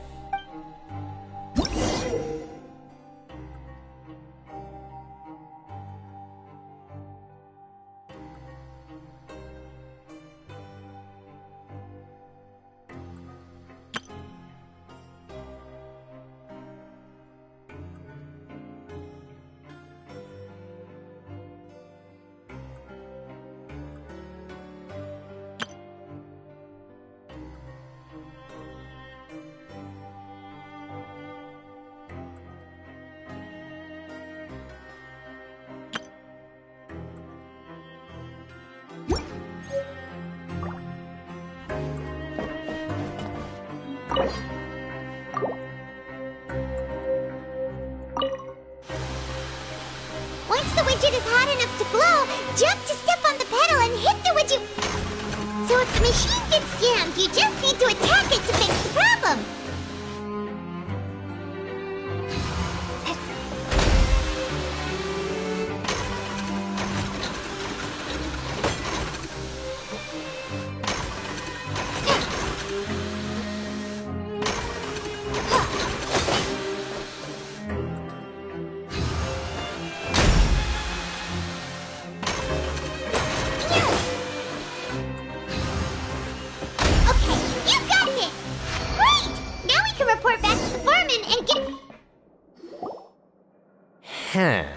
This one is tolerable. Though since the processing is done by machine, the product is all pretty much the same anyway. Alright, I'll pass you for now. And we'll count up how many credit coupons you've earned. Paimon's exhausted. We're done now, right? Oh, that foreman. He's so scary that Paimon couldn't even speak.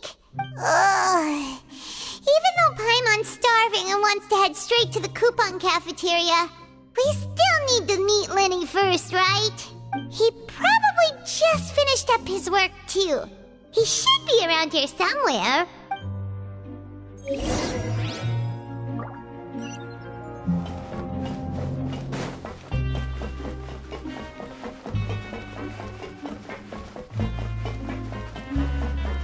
Lenny? Mr. Magician? Where are you? Oh, this had better not be some disappearing act. He doesn't seem to be around here. Let's try looking somewhere else.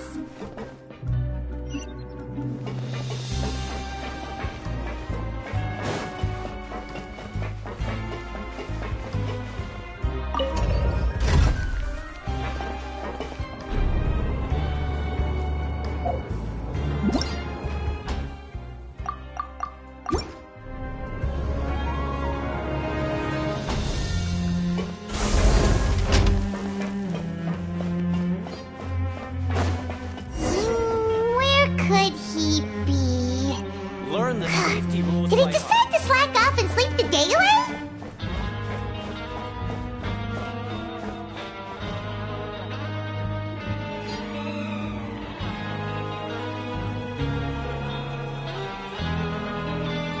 Hey, over here. Oh, you scared Paimon! How did you appear out of nowhere like that? Oh, you scare so easily now? Is there something worrying you these days? You little... The only thing we're worried about was trying to find you. Sorry. Come over here and keep it down.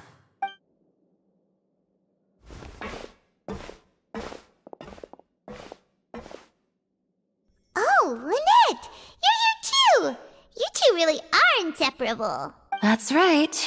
My brother simply can't stand to be away from me. It's not just Lynette. Fremine is also here. Do you still remember him?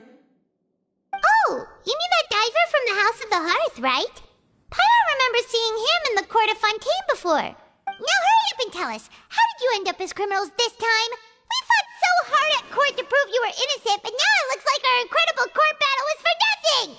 Sadly, even the teeniest of things can land you in prison these days. I put together a street performance and used the popularity we gained from the Opera House incident to attract a big crowd. And then? Next, I invited several audience members to participate in the show. And then, with the entire audience watching, their wallet suddenly disappeared. My brother was charged with theft, and I was charged as his accomplice, having assisted him in his crime. It really isn't that bad. The missing wallets are all in the leftmost drawer of the Maison Gardiennage's big filing cabinet. We just need to see how long it takes to discover them. Yep, we should be released then. In terms of the magic trick itself, I think the performance went perfectly. Leave it to Lenny to magic himself into prison. Indeed. Last time I hid my identity from you, I promised that I'd tell you absolutely everything if you were angry about it. No more secrets. So I don't plan on keeping anything from you this time either. At the moment, the House of the Hearth's interests don't conflict with yours at all. We were instructed by the father of our house, the Knave, to come here and conduct an investigation. Told you so! See? Paimon guessed right! As for what we're investigating, perhaps you haven't heard, but the fortress of Meropide hides a secret. Some even say that the entire fortress exists just to protect it. The House of the Hearth has been investigating this for a very long time, trying to uncover its mysteries. But recently, all of our informants, including the ones that had infiltrated the guards, suddenly vanished and have not been heard from since. We believe that this is a direct provocation, and it's the reason why we came here. Father has somehow managed to confirm that Focalors does not have Fontaine's Gnosis. Huh? How did she manage to learn information that important? Father has her ways. Many of them are beyond our imagination, and we've never had the chance to see her at work. But we trust her conclusions. It was this information that led us to suspect that Fontaine's Gnosis might be in the fortress of Meropide and is related to that secret. So it's all about the Gnosis again. Well, that's about it from our side. How about you two? Did Monsieur Nervulette send you here? Bingo! The Knave has been applying a lot of pressure. She wants to know what happened to Child, so we came here to investigate. Traveler, are we allowed to tell them?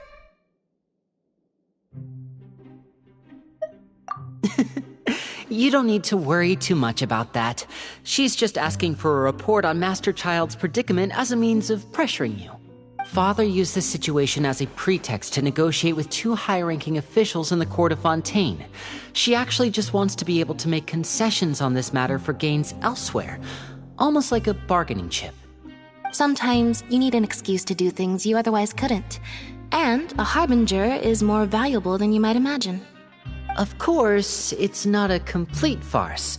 If we do manage to find out what happened to Master Child too, then diplomatic relations with Fontaine could improve, and Snezhnaya might even be able to adjust its stance a bit.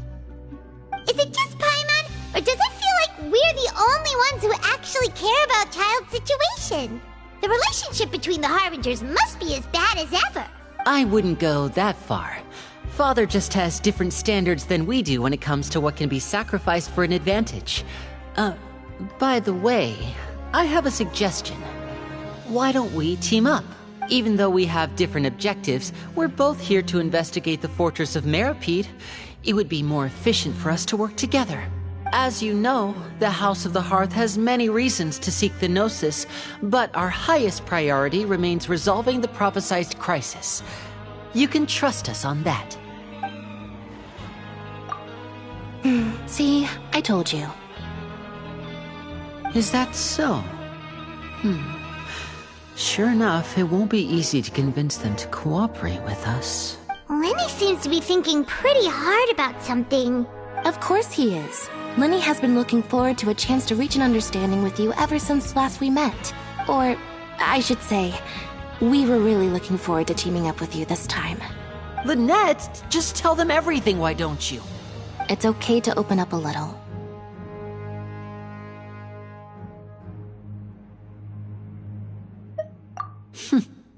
Very prudent of you, and consistent with your behavior since we first met.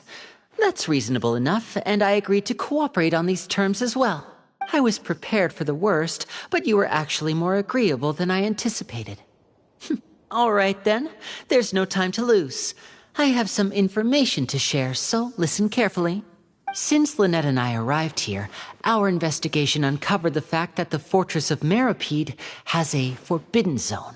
Most people just clammed up and wouldn't talk, but after asking the right questions, we were able to confirm the existence of the forbidden zone from the guards.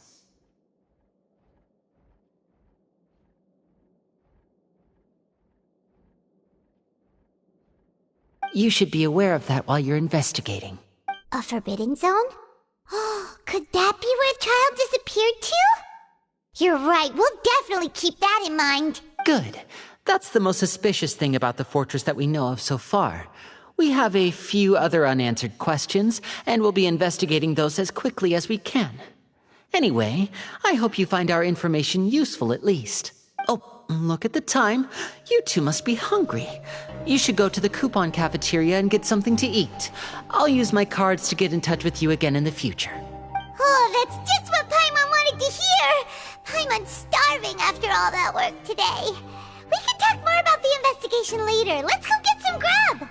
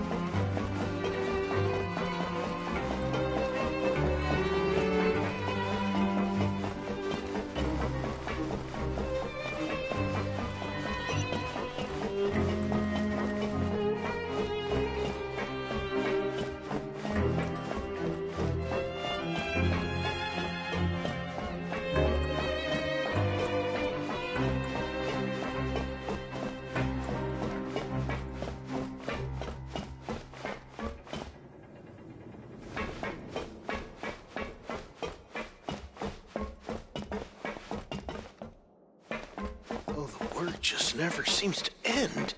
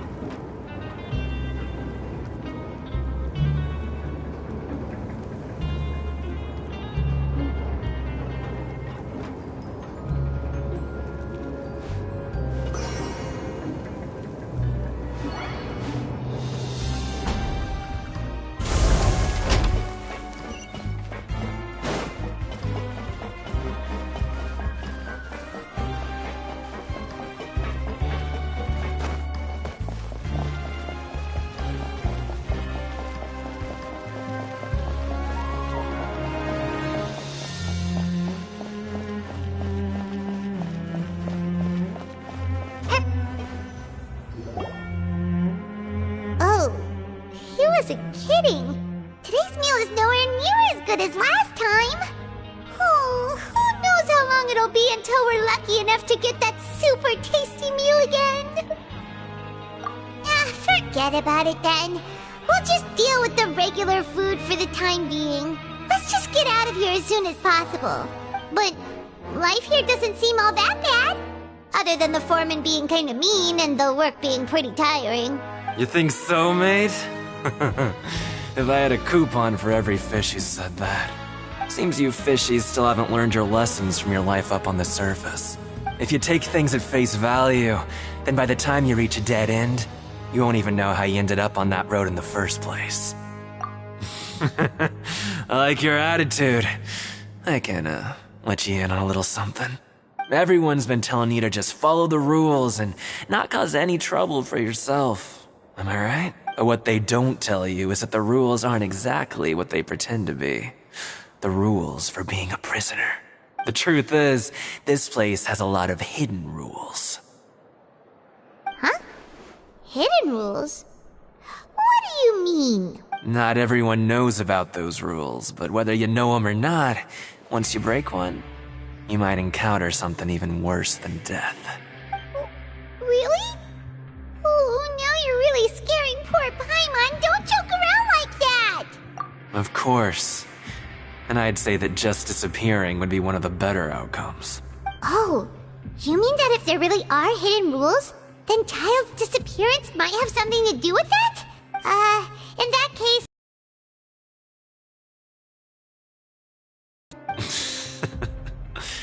Come on, mate. This is valuable information. The difference between life and death. Do you really think you can just ask and I would tell you? Paimon understands, but we don't have many credit coupons yet. Yeah, I know. Not like I'm going anywhere. Just come talk to me after you've saved enough.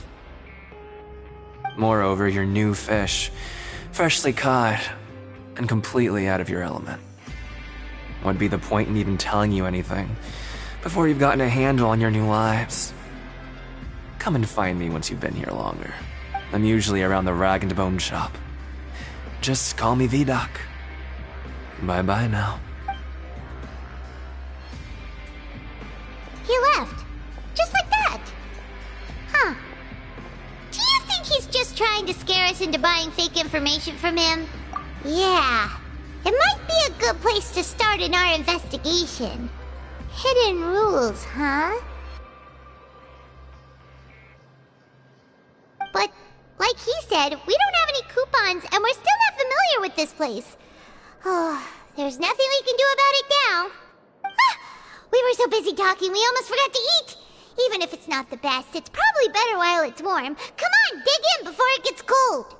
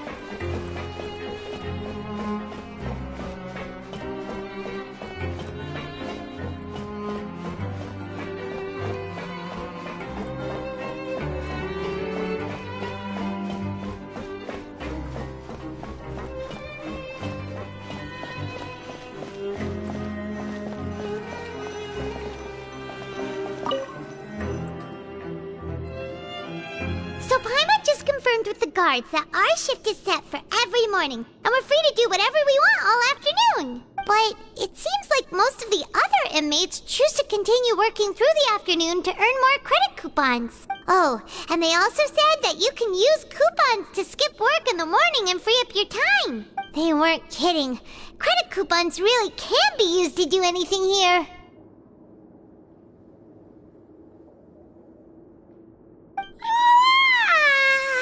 Paimon's so tired. And we'll need to wake up and go to work in the morning. Without any credit coupons, it's not like we can really do anything else. Nighty-night, Traveler. Paimon hopes we can keep making progress on our investigation tomorrow.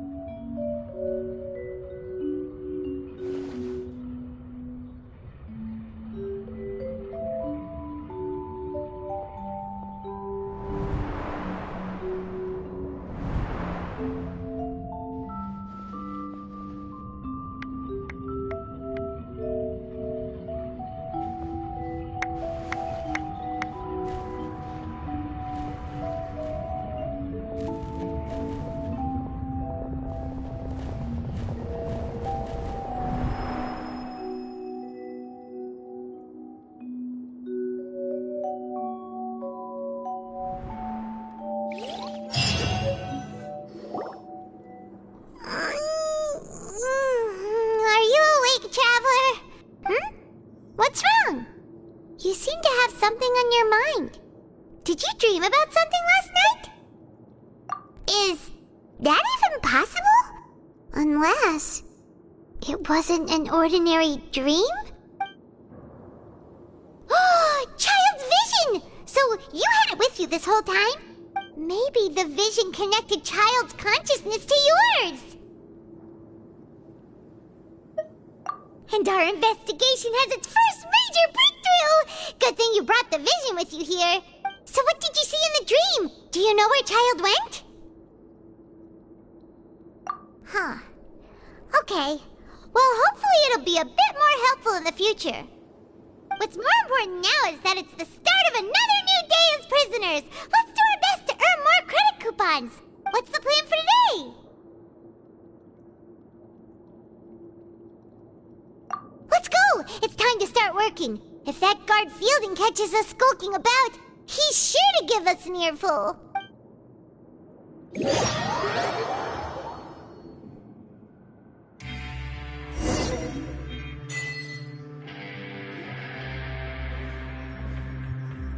Look who decided to show up. Get your butts in gear and get to work. Time's a-wasting. Good, here you go. Remember to give me the widget once you've finished processing it.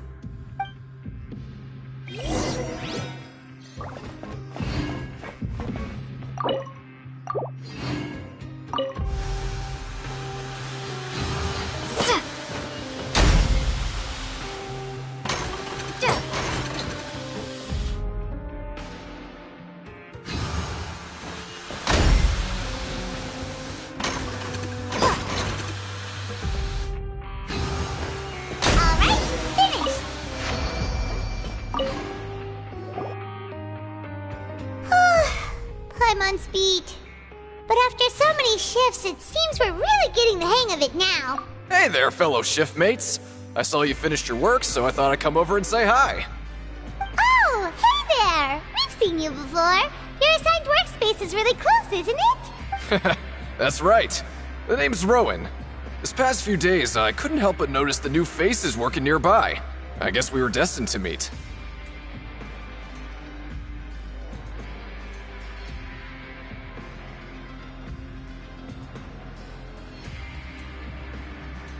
I've been working here for almost 15 years. Even the foreman, Grainville, always calls me Chief.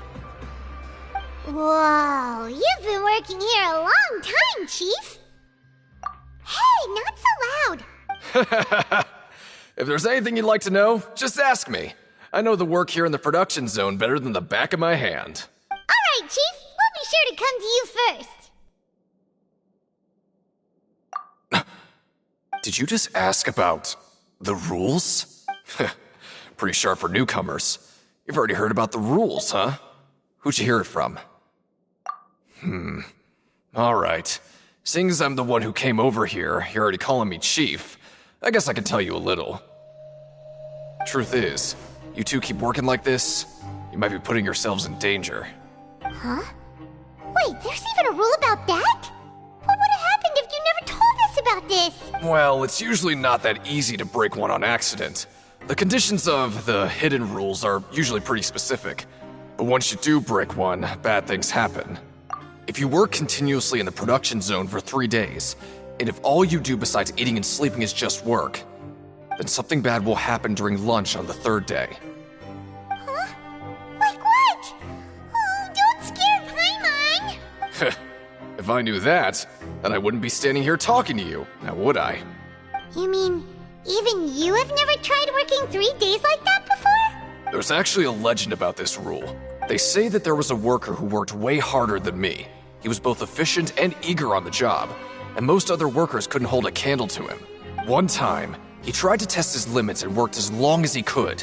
Then during lunch on the 3rd day, he disappeared into thin air, as if he'd evaporated. Later, some people went and asked some of his past friends about him, but they said, never heard of the guy. What the? How could that happen?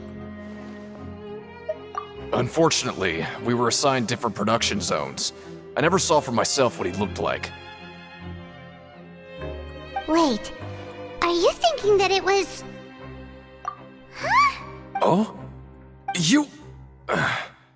Listen, kid. This ain't the kind of thing you should be curious about. Let me tell you, you're better off forgetting about it and looking after yourself. Now I kind of regret ever telling you. Yeah, I agree with Chief here. Do you really want to try? Alright, if you insist.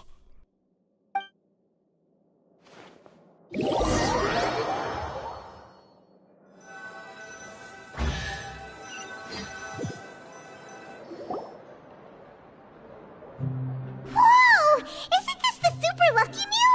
Looks like hard work really does get rewarded. Paimon's gonna take her time and savor every bite. What would you like to do this afternoon?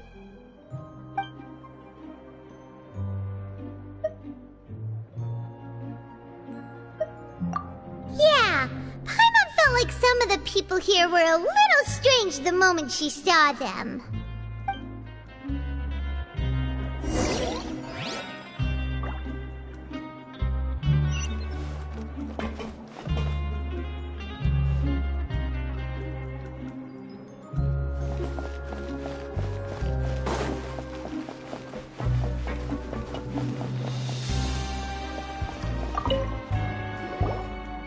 Oh, hello.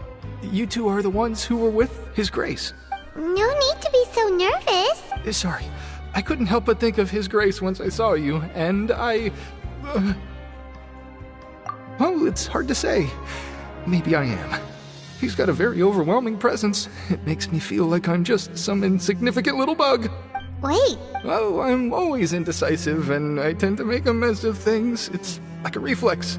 I just instantly start to tense up the moment I see a smart and capable person like His Grace. What?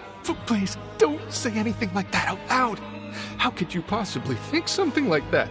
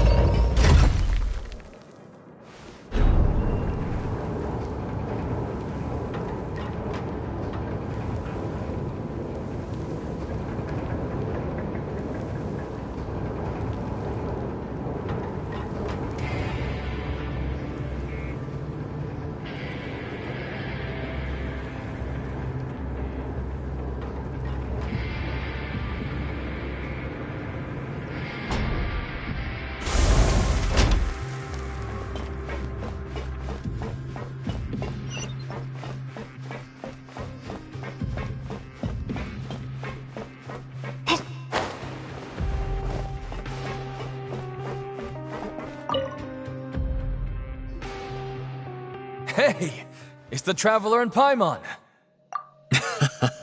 No need to tease me, okay? I won't trip on the same step twice. Just like His Grace said, paying attention to every little detail is the key to prosperity.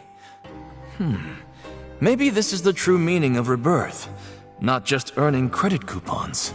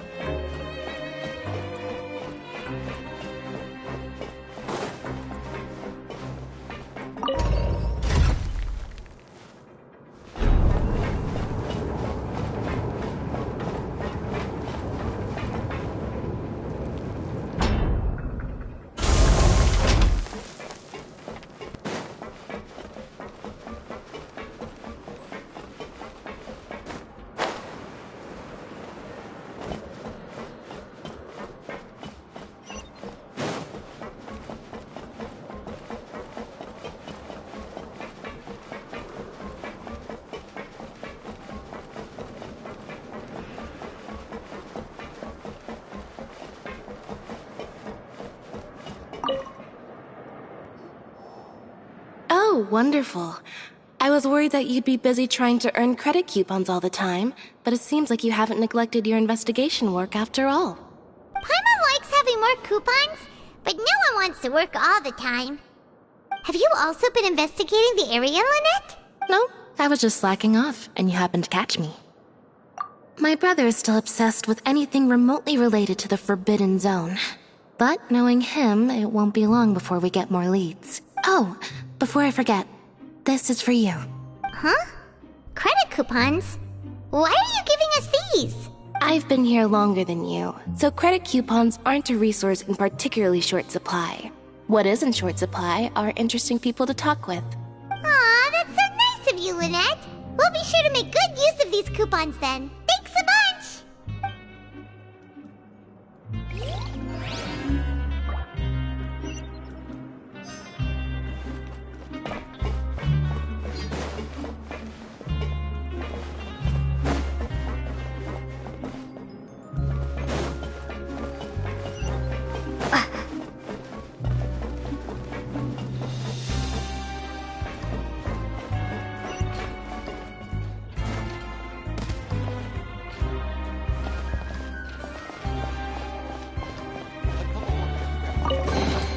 Is this an answer from this world?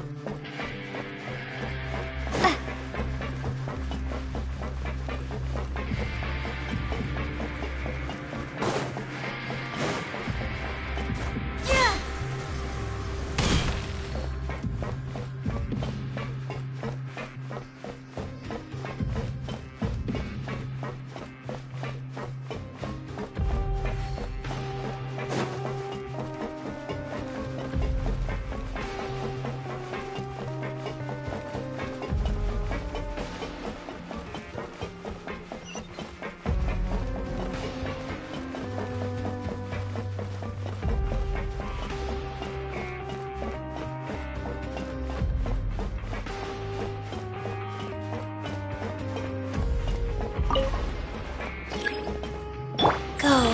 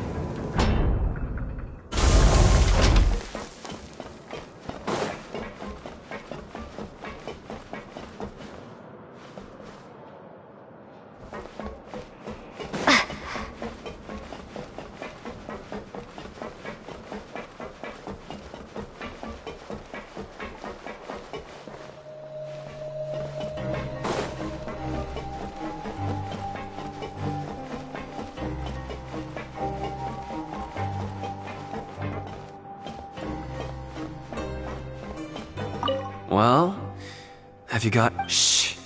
Save the questions for now. I don't like to give...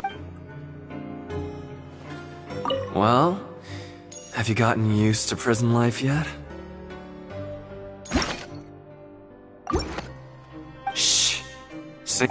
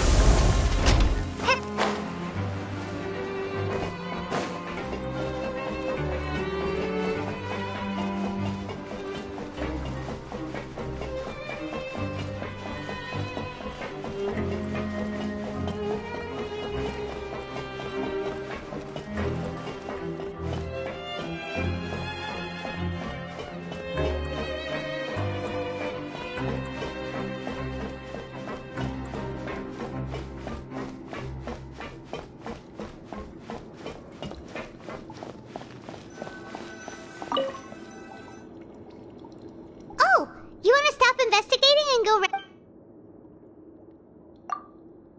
Okay, you should rest up. We'll be back at it tomorrow. Seems we had a productive day. Hope we can make even more progress tomorrow.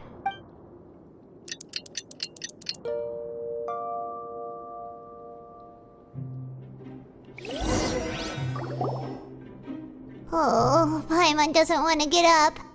Paimon still feels completely exhausted from yesterday. What do you have planned for us?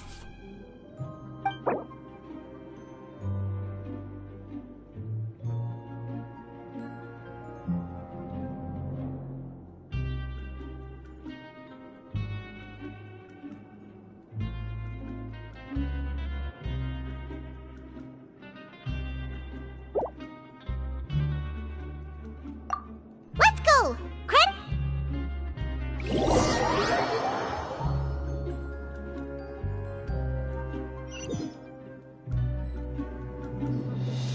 Look who decided to show up! Get your butts in gear and get to work. Time's a-wasting.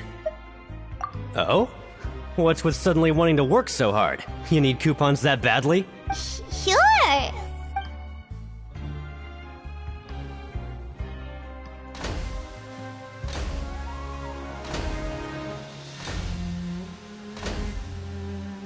Nice! We did well today. Let's keep it up!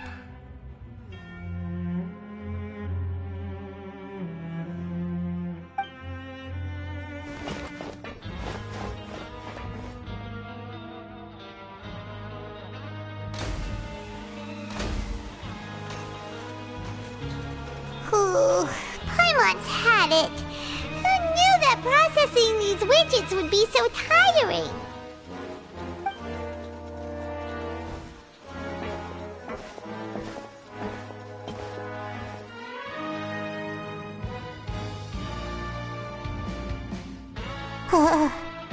That's it. Paimon doesn't even have the energy to talk anymore. Is it time to eat yet?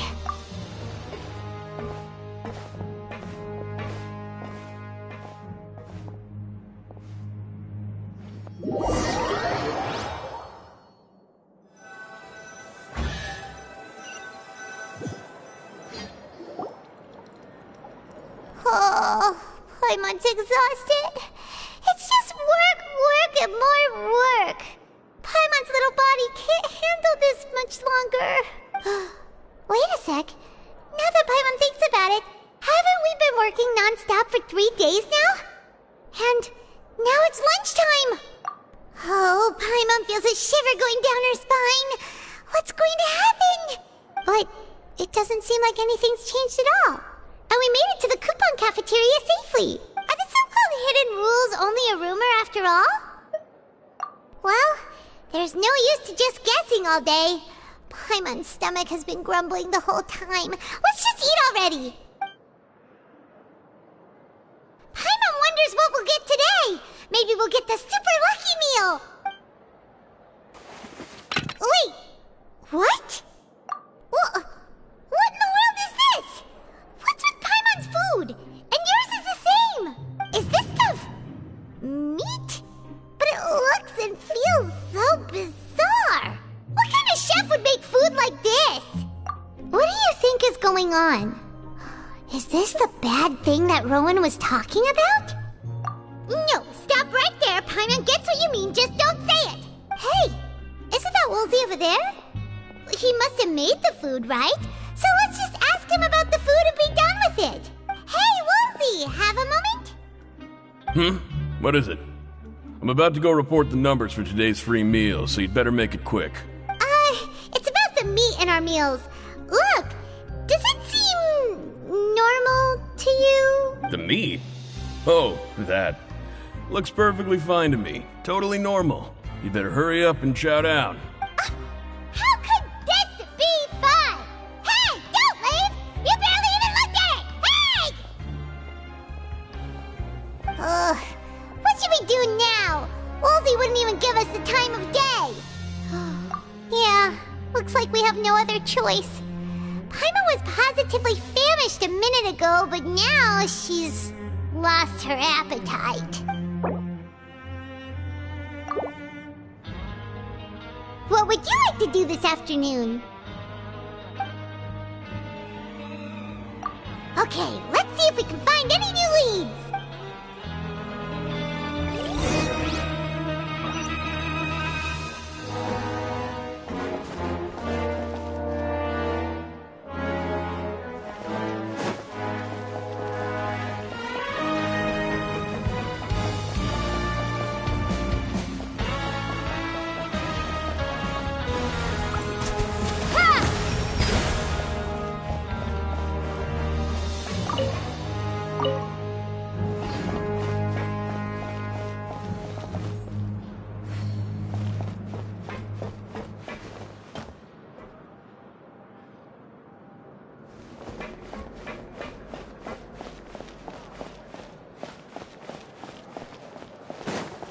Come up with some fun activities.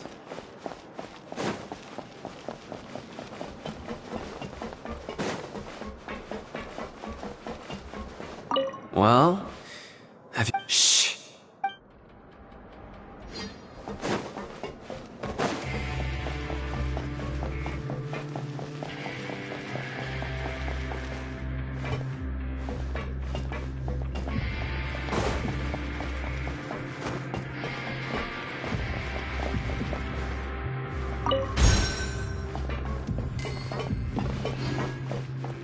Welcome to the Rag and Bone Shop, purveyor of all essential provisions.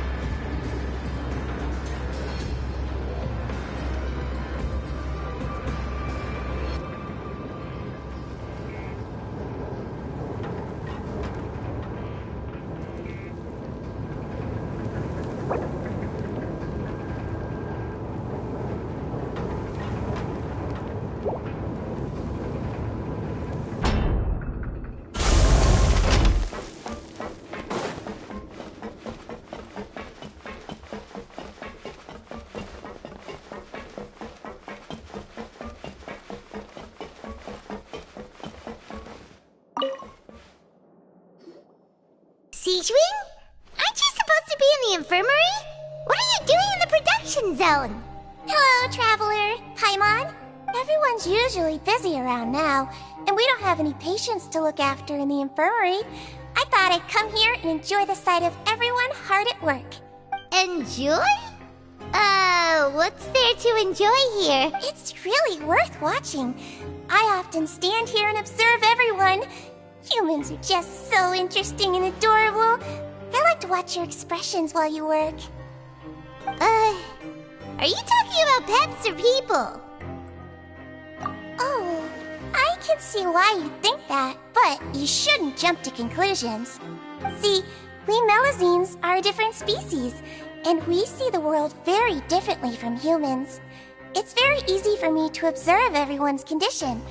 All it takes is one look, and I can tell which workers are exhausted. Wait, Melazines can see that? Huh. That does sound useful for being a nurse. Yes, running around tending to everyone's health is very fulfilling. But I'd much prefer it if you're all happy and free from exhaustion and pain in the first place. Take care of your body, and make sure you eat well. Always rest when you're tired from work, and don't push yourself too hard. We'll definitely take care of ourselves. Thanks for the reminder.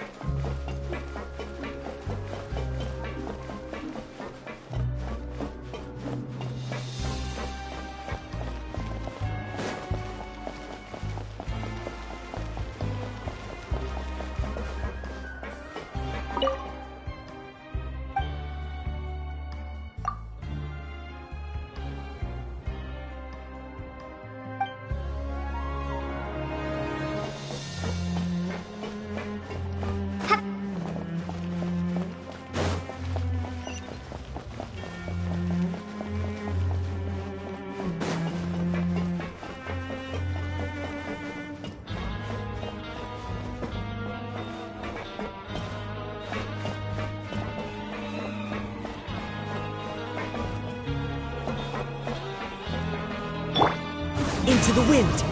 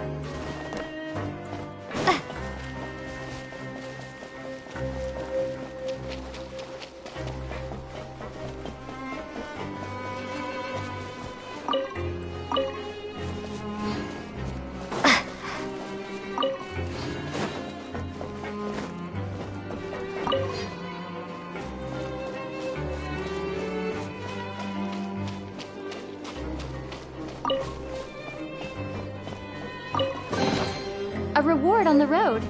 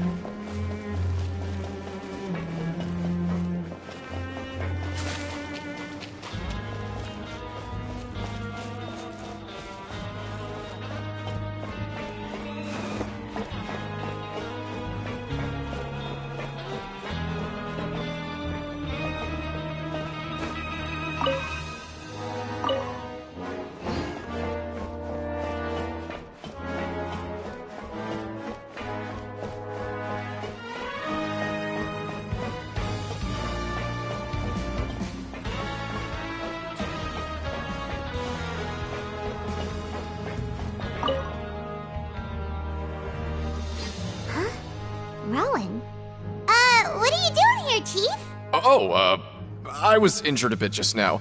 Nothing major, I think I just pulled something. Little mishaps like this are unavoidable at work, you know? Huh. Paimon wouldn't have thought someone as experienced as the Chief would still get hurt on the job. I just knew you would say that. This is pretty embarrassing. Where is Siegeween when you need her anyway? The one...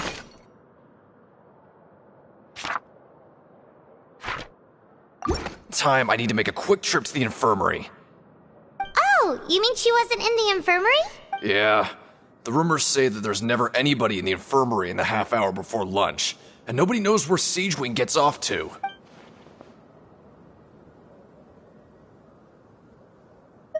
Huh.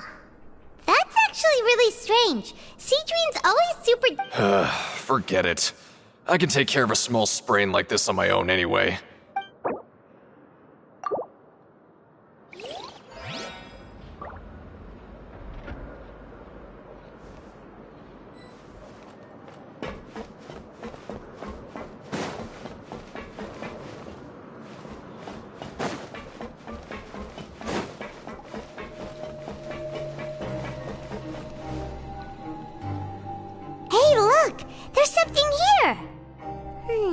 Looks like a research notebook.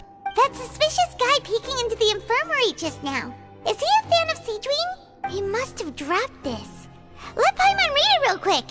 The Melusine perceive the world very differently from humans. There are significant deviations. As a result, their sense of aesthetics and beauty is also very different from that of humans. This must be taken into consideration when giving gifts. Ooh. This all sounds pretty serious. He sure did his homework. And as for the notebook, let's take it.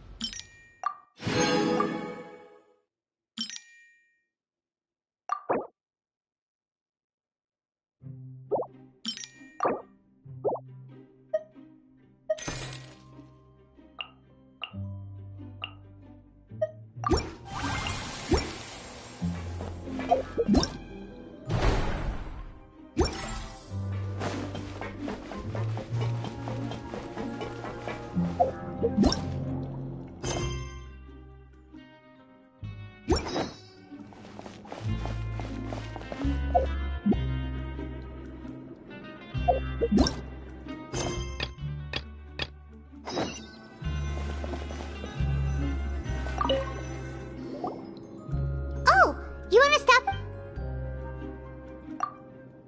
Okay, you should rest. So after working a few days straight, we got some strange meat. Has our investigation turned up anything useful recently? Really? Well, we'll keep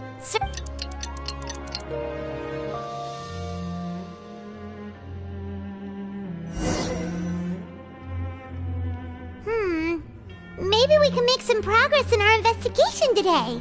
What do you have?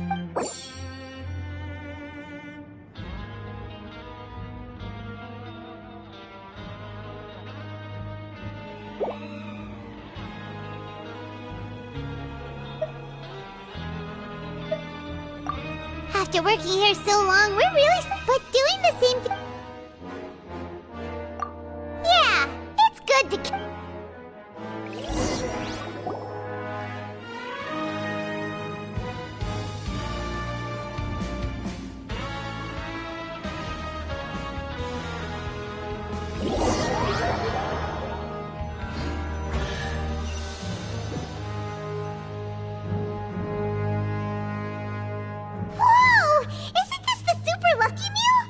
looks like hard work really does get rewarded. Paimon's gonna take her time and savor every bite. What would you like to do this afternoon?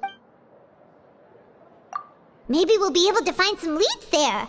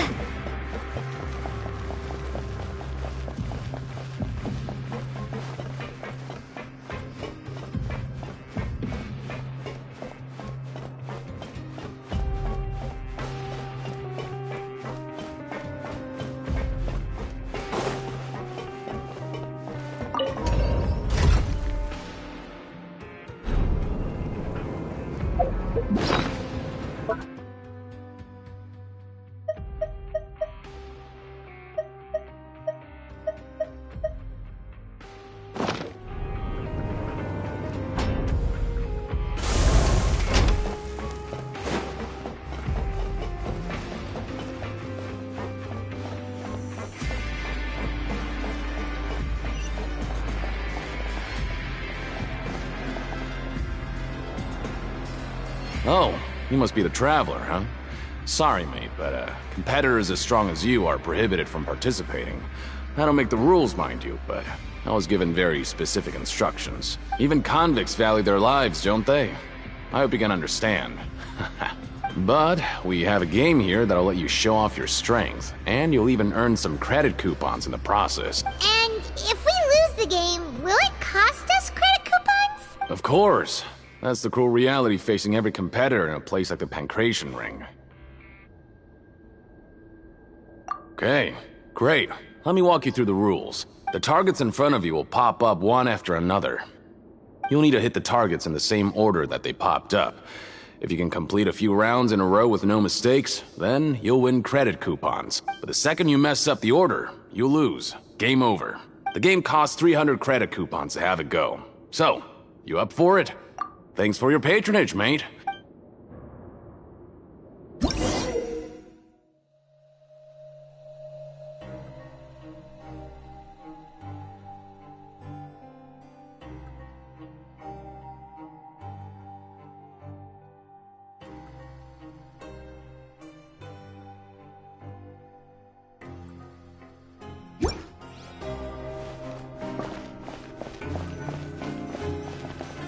Okay, do your best to hit the targets, just like Colin said!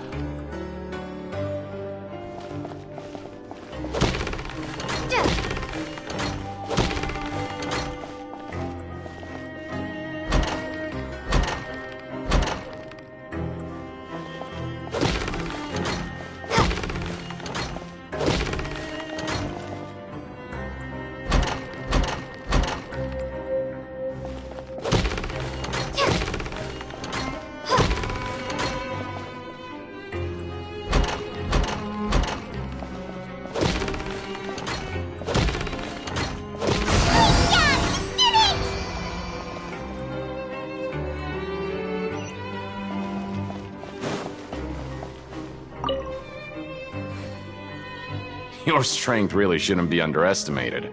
Now I get why you're prohibited from participating in any official fights. Nobody who values their life would be willing to get in the ring with you. However, you two haven't tried betting on the outcome of a Pancration match yet, have you? Just go talk to Rusimov.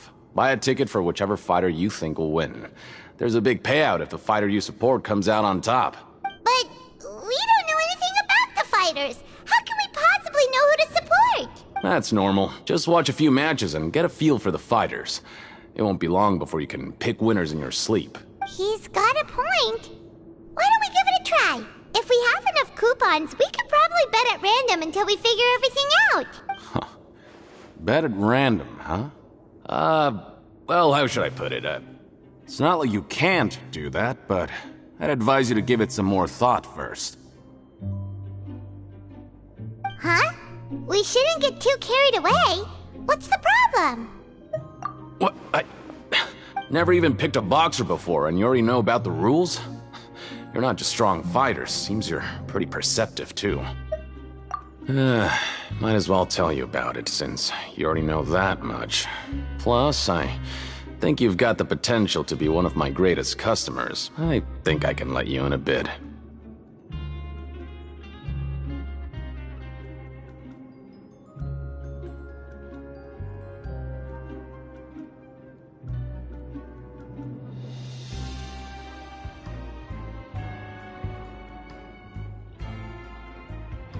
Besides, I don't want to risk ever losing a customer like you. Is it that serious? Okay. The hidden rule here is, if you buy both boxers' tickets and support them both, something bad will happen the next morning. So the rule is that we shouldn't pick both boxers in the same fight. But if anyone actually did that, wouldn't they be guaranteed to lose coupons? Who would do that anyway? And what do you mean by something bad will happen? How would I know? Not like I'm stupid enough to do that. But I've heard a story about the rule. According to the rumor, there was a masked boxer who possessed incredible skill and power. None of his opponents even stood a chance against him. However, in the final match, the organizers told him to take off his mask. He refused and never showed up to the fight. And after that, he was never seen again. Some say he died, or that he was taken care of by the event's organizers. But everyone remembers that he was someone who cherished honor above all else. In his eyes, supporting both boxers in a match would dishonor the competition itself. So you mean it's like a curse? He'll take vengeance on anyone who does that? No, he was always wearing a mask, like he was intentionally trying to hide his identity. I don't even know anything about his past. Traveler, do you think that boxer was... Huh? We will? You're not serious, are you? Look, here I was just trying to be nice and warn you, yet here you are trying to break it on purpose? Yeah, it sounds pretty scary to Paimon.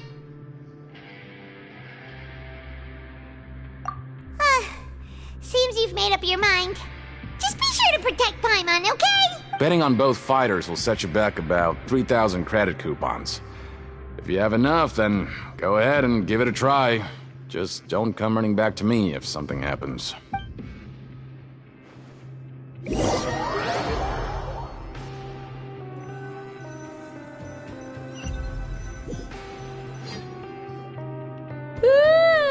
We woke up so early today that Paimon's been nodding off all afternoon. Good thing it's finally time for bed.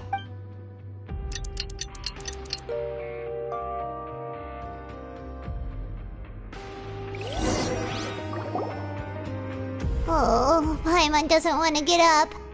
Paimon still feels completely exhausted from yesterday. What do you have planned for us?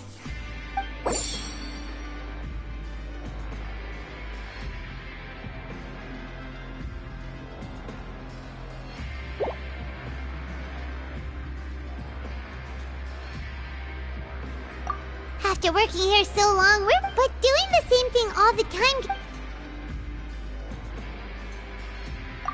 Yeah, it's good.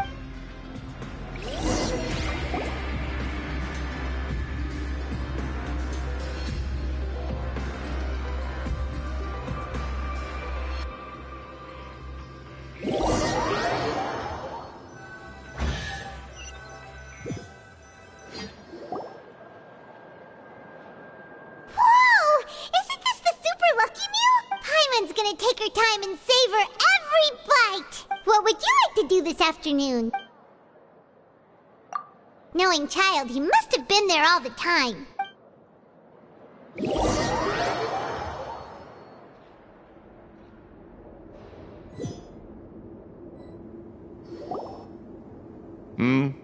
Are you two here to buy tickets? Better be quick about it. Another match is about to start. Who are the boxers in the next round? We have the reigning champ, Le Grappler, versus a contender from the Eastern Prison Block, Demon Horde. Are those their nicknames, or did they choose those names themselves? Either way, super weird. Since you're new around here, I'll help you out and give you a little suggestion. Even though Le Grappler is the crowd favorite, Demon Horde is a first-class dark horse with incredible potential. Anyway, for this match, Huh? I could tell you're new to this, but I didn't think you were Maybe you don't quite understand the rules, no? Oh, no need. Alright then, if you're absolutely sure. Yeah, we got it!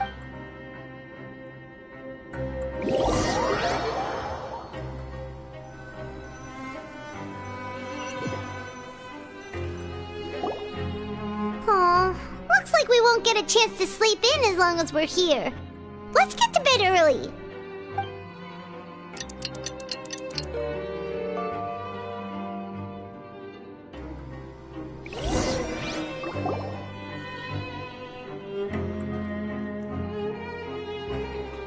Hey, Traveler, Paimon. Package here for you. The next time you buy something, go pick it up yourself. I'm not a delivery man, you know. Huh? A package? For us? Did you buy something, Traveler? Paimon's not quite awake yet, so why don't you go take a look? Right! Yesterday we broke the hidden rule and bought tickets for both boxers. Oh, maybe this package is the bad thing. Paimon suddenly feels wide awake. Wait, maybe let Paimon go hide somewhere first. Just call Paimon sure you opened it. Hey, wait! Paimon's still here! Don't open it! Ah! Huh? What is it? Are you okay? Oh, it's just a small bottle. But the color of the liquid inside looks so wrong. Almost like... Alright, that's enough of that. No need to say it out loud. Paimon already knows what you're trying to say. Ugh, no way. Get that stuff away from Paimon. Paimon thinks we shouldn't open the bottle until we figured out what's going on. Just trust Paimon on this one, okay?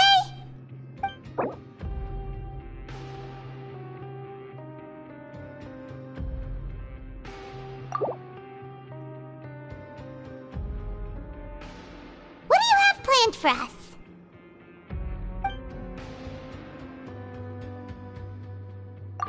Though it feels nice to slack off a little, less work means less coupons. Let's make the most of our morning.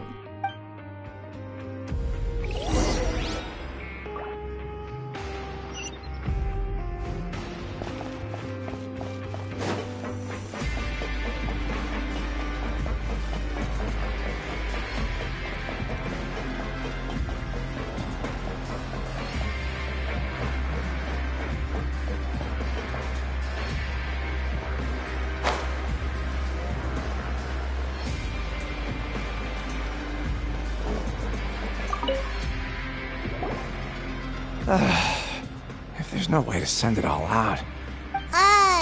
Who are you? We've never seen you before, and you don't look like a fellow convict. I'm not! Of course I'm not. Please, don't mistake me for a criminal. I'm a good, law-abiding citizen. Then what are you doing here?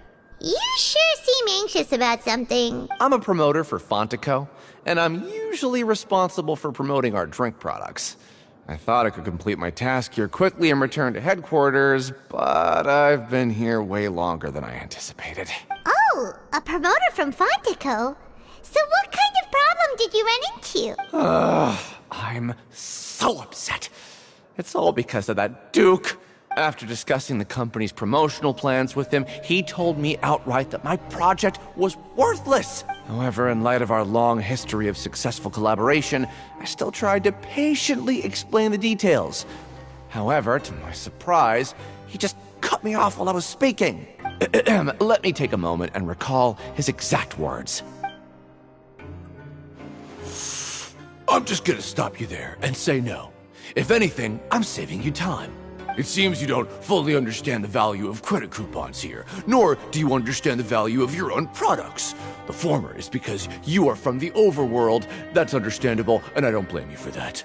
But as for the latter, monumentally stupid, so breathtakingly stupid that they were completely ignorant of the value of credit coupons, despite living in the underworld, would ever possibly consider buying your drink. Let's just forget it. Anyway, that's how he rejected my proposal and asked me to come up with another solution with the condition that it doesn't cause any trouble for him. Can you believe that guy? Well, he is the head honcho here. Not much you can do about that. We met him too and could tell that he's the kind of guy that's hard to pin down. Fine. I know I should just let it go. I'm on his turf after all. His house, his rules.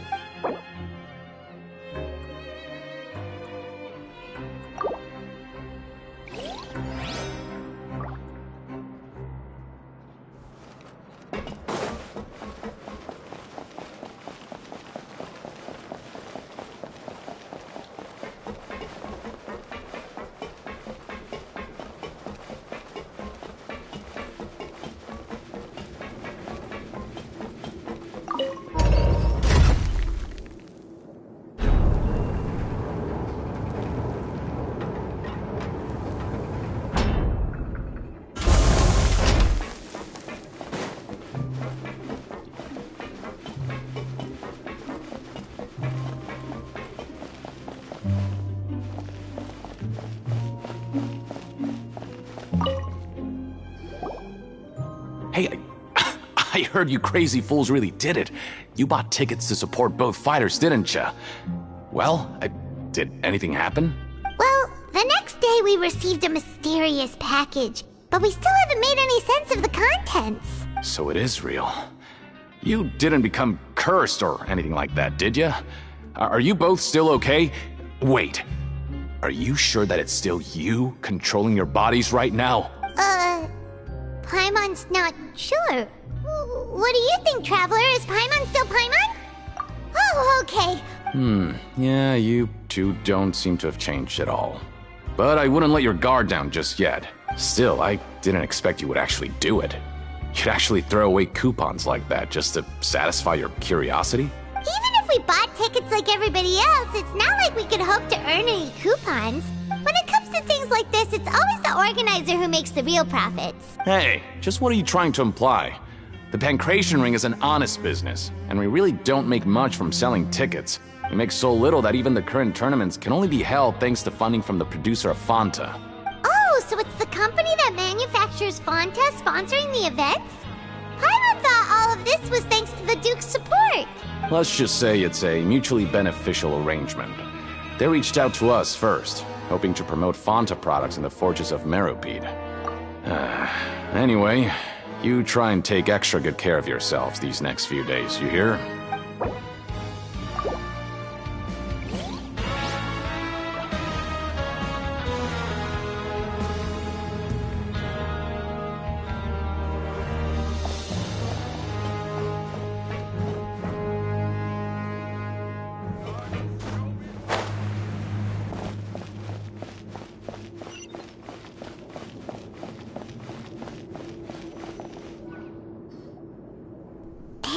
What are these papers scattered all over the ground? Maybe not. Every page has the Fontico symbol on it.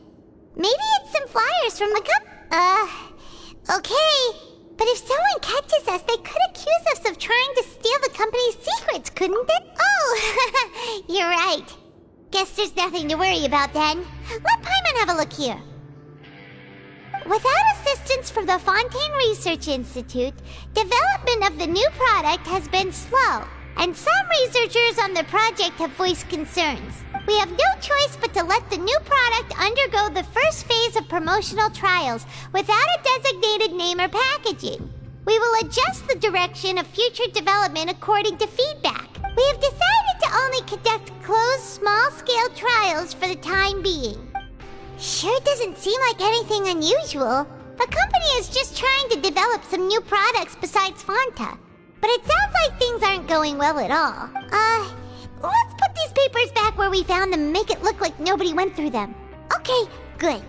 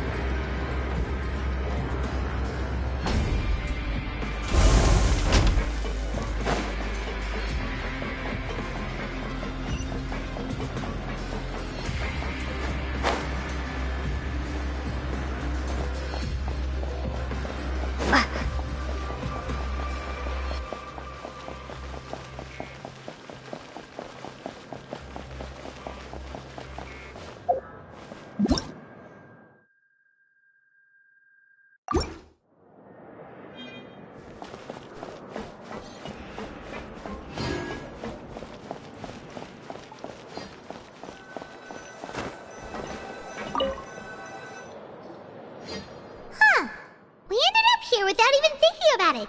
Want to grab something to eat? Alright, but remember that we bought this time with coupons, so let's make better use of it next time.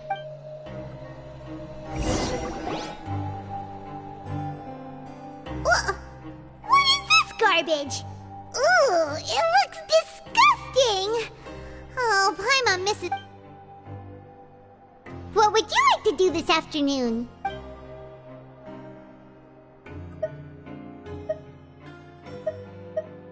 After working here so long, we're really... But doing the same thing all the...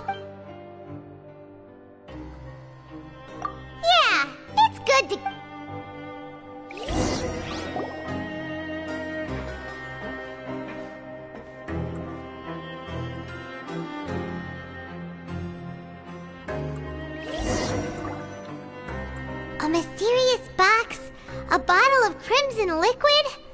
Paimon still doesn't know what to make of it. Do you have any ideas, Traveler? Really? Well...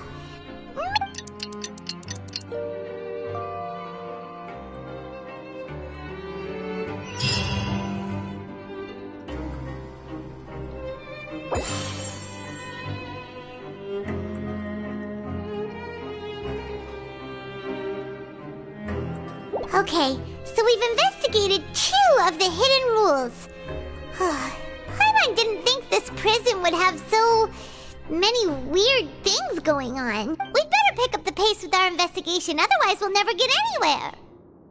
Yeah, let's skip work for now and put our...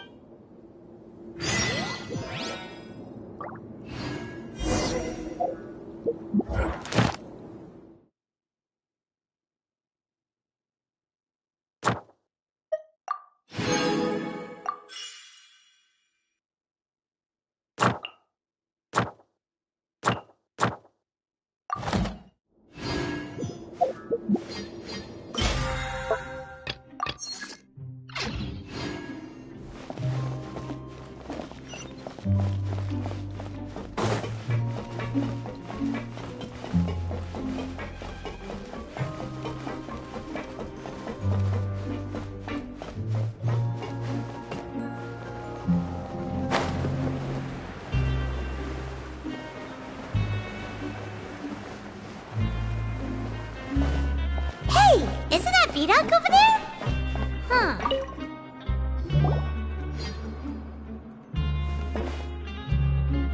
Ah.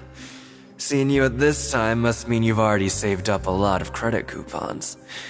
Or at least enough to skip work. Impressive. So, now can you tell us about the hidden rules you know? If that's what you want to know, I guess you couldn't have come at a better time. Huh? Leonid and those other pesky broke urchins have all gone to work in the production zone. I wouldn't want them listening in without paying up. We get it! Just tell us already! So, you know those pipes that make strange sounds? Don't ever, ever go near them at night. Even if you manage to avoid the guards, you might find something even more terrible there. Something even more terrible? Like what? A group of cannibals. Cannibals? In the Fortress of Meripede? Every month, they meet a few times in the dead of night. Rumor has it they might be connected to the people that have disappeared here. But what's even scarier is that they have a special proclivity. Since they have no way to dispose of the leftover remains, they have ways to transform them into other forms and keep them in the fortress forever. Paimon might already know what you mean by other forms. So that's what's going on here. Oh, Paimon's stomach doesn't feel so good. You two look pretty skeptical. No matter, learning the truth behind dark secrets isn't necessarily a good thing. I've got things to do too. I suggest you just act like I never told you anything. Traveler, can we just trust him on this one? Oh, Paimon doesn't want her blood and flesh entombed here for all eternity? Oh, so that's how you see the situation. Huh. You know, Paimon does feel a little better about it now. When will all the secrets end?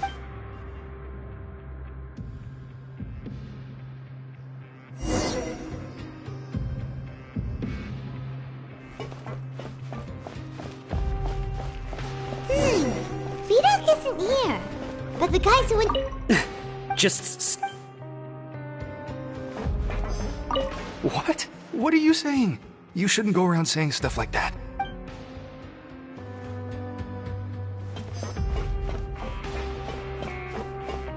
What are you talking about? Listen, you should keep your nose out of other people's business. Their attitude sure is suspicious. Like they're trying to avoid us. But if they're being so obvious about acting weirdly. Do you think they might just be trying to lure us in? Oh, this is all getting way too creepy for Paimon. So you mean we still need to investigate some more?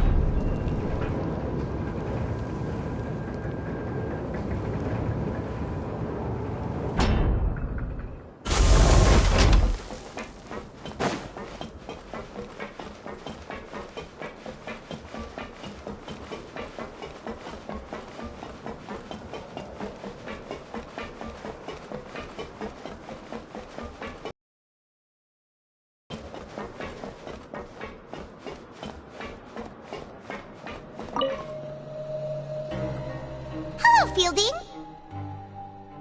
What do you want? Criminals like you ought to be working right now. Catch my drift. We just want to ask you a simple question. Have you ever discovered anything odd during your nighttime patrols? Why are you asking about something like that?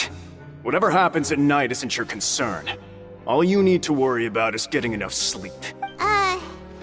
Well... Right!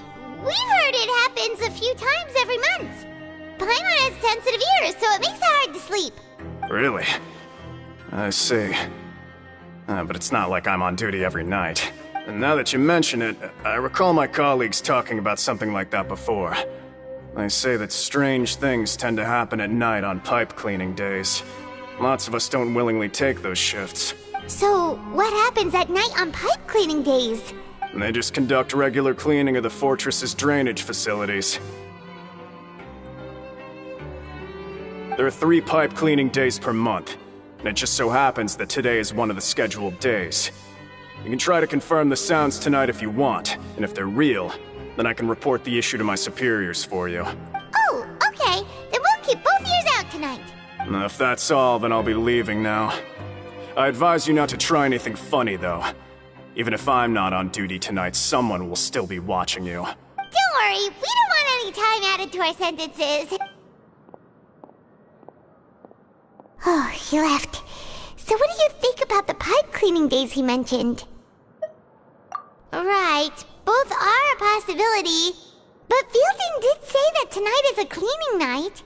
Paimon knew you would say that. Alright, sounds like we'll be up all night tonight then. Paimon just hopes the guards don't catch us.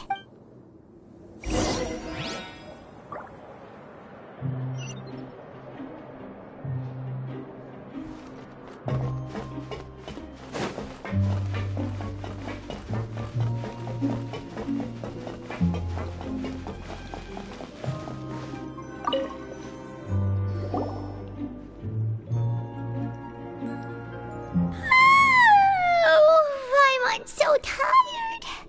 But we can't sleep yet. They'll be cleaning the pipes tonight, so it's the perfect chance for us to investigate. Whatever. Just be sure to wake Paimon if she dozes off. Paimon's worried something might happen if you go alone. Huh? Traveler? Did you fall asleep already?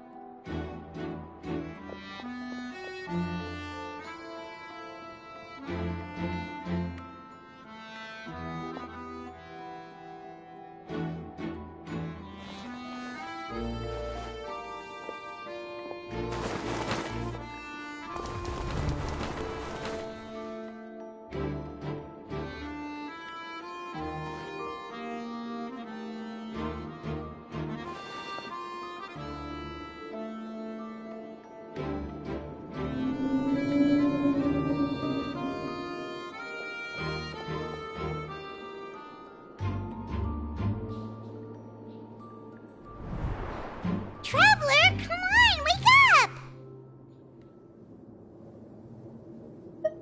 Oh, it looked like you were just peacefully sleeping to Paimon. Well, what did you see this time? Really? So we're finally starting to figure out what actually happened! But what about the cannibals? How do you explain them? Okay, well it's about time for us to get moving. Just be careful to avoid the patrolling guards.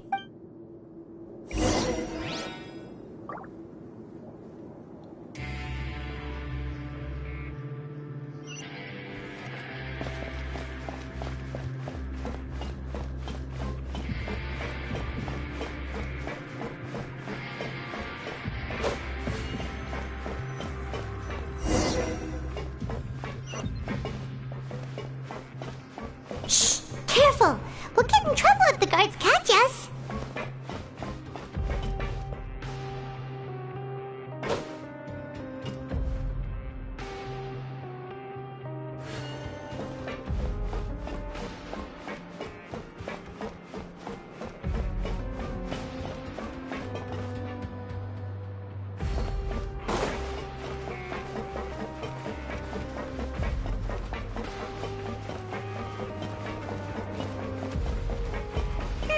This should be the place.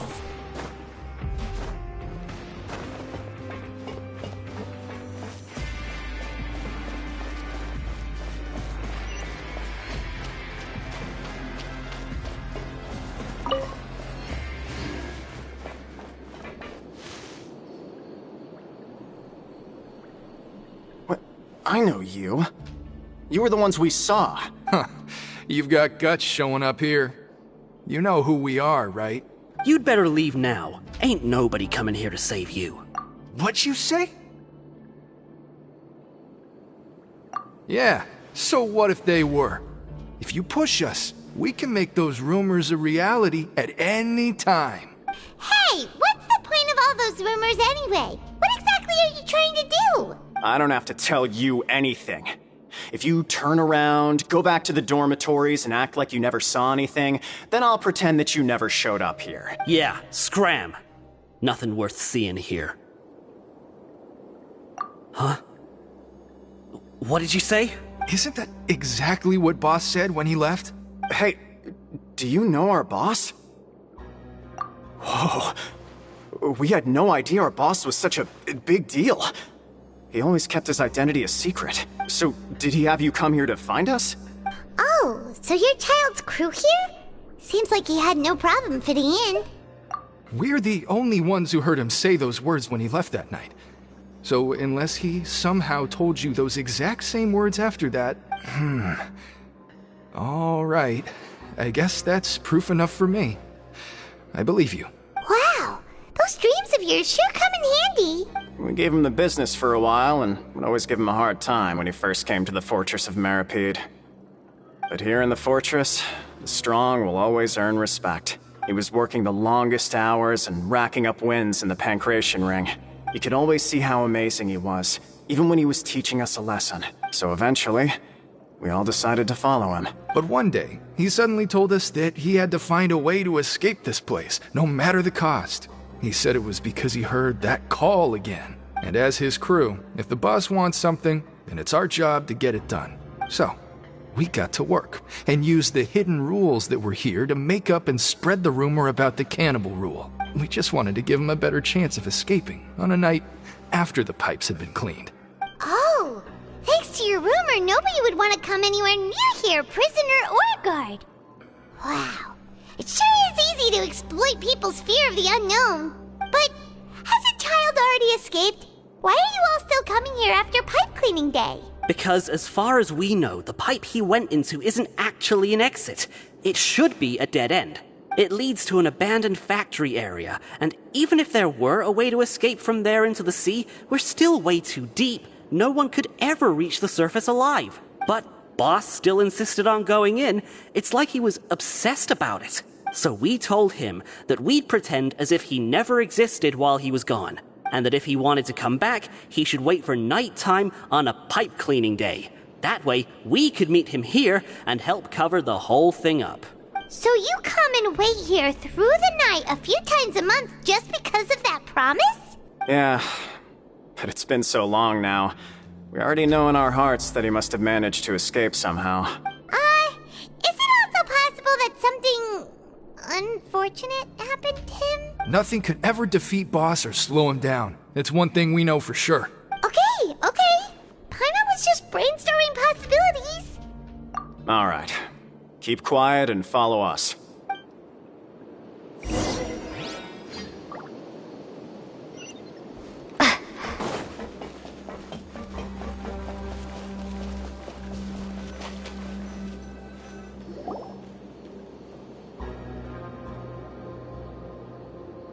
The way up from here has been sealed off. It's impossible to get. Boss left by going down from here. It wasn't full of water at the time. Later, we came back hoping to have a look. It's impossible to navigate unless you're an extremely skilled diver. Do you think Child got trapped by the water? Not likely. We all know that Boss was an incredible swimmer. Really? Then have him come investigate, pronto. Just be sure to tell us if you get any news about Boss. It's getting late. We should leave before the guards come this way. Yeah, we learned a lot about what happened to Child here. Let's get going!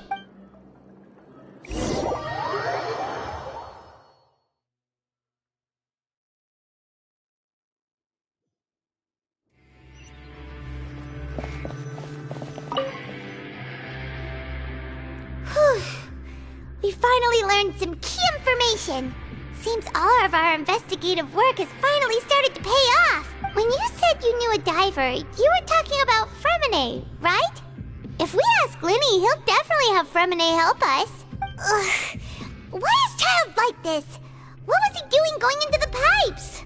Not making our jobs easier, that's for sure. Fortunately, though, it seems like it's only a matter of time now before we find out what really happened. Now that we can finally relax, I'm starting to feel super sleepy. Let's try to get some rest while we still can. Nighty-night, traveler!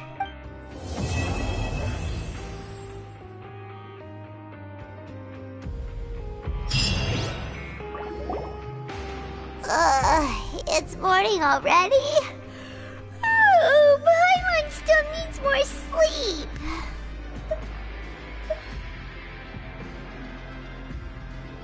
Huh? Wait, look over there! Isn't that...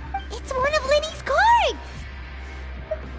Let Paimon see what's written on it. Maybe you haven't heard, but today is the monthly free day. Everyone has the day off today, which makes it the perfect time to do some investigating. It's been a while since we last talked. Have you been making any progress lately? Let's meet at our usual spot in the factory area before lunchtime. I have new information. Ooh, today's our lucky day. We have the day off. From the sound of it, Lenny's been making progress with his investigation. Wonder what he's discovered. We still have some time before we meet up. Let's talk with the people here for a bit more before we go.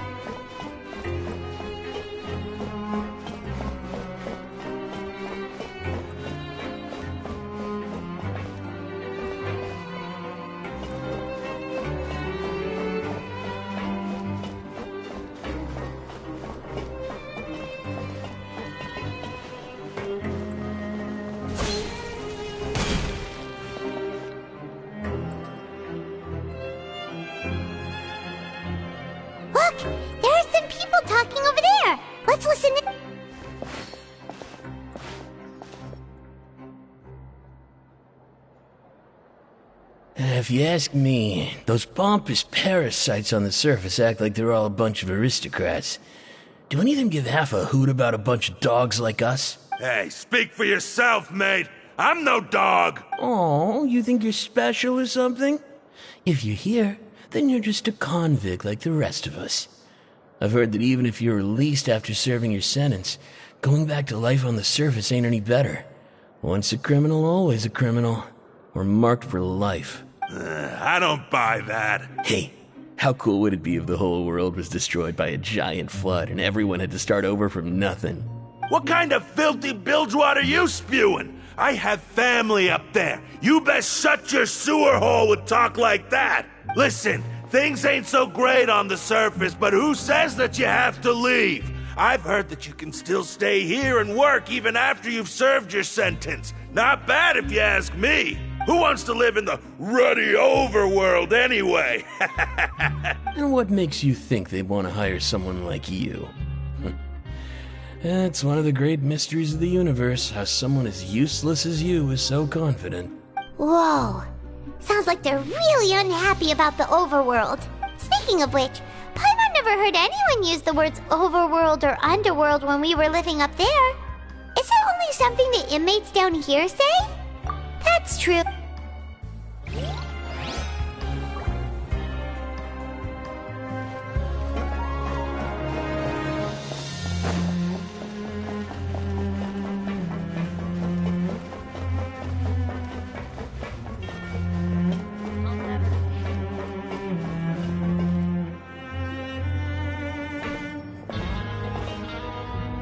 There's a group of people over there.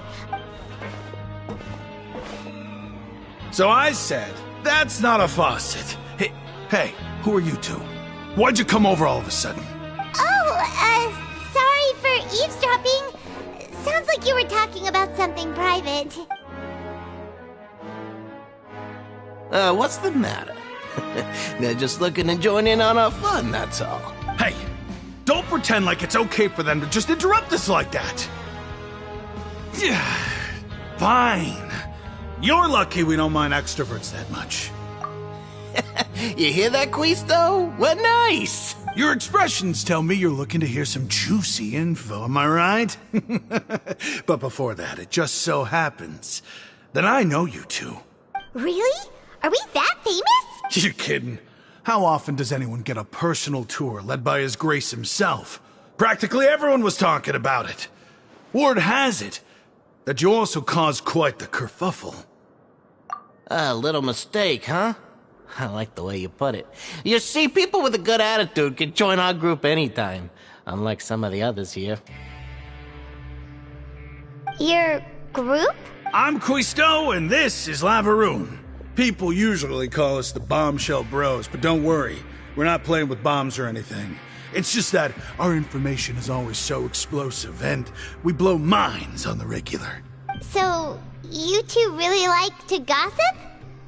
Whew, you sure know how to embellish. No. You don't get it. Knowing intelligence will make things better for you here. For example, knowing who's working with whom, who has the latest rumors, who's not getting along. Wouldn't you like to know all that? Whoa, all this info's worth something, you know? You should prove you're worthy of it. I don't mind him. Quisto's always this way. Just play nice and say something to massage his ego. The welfare meals. Talk about the welfare meals. Right.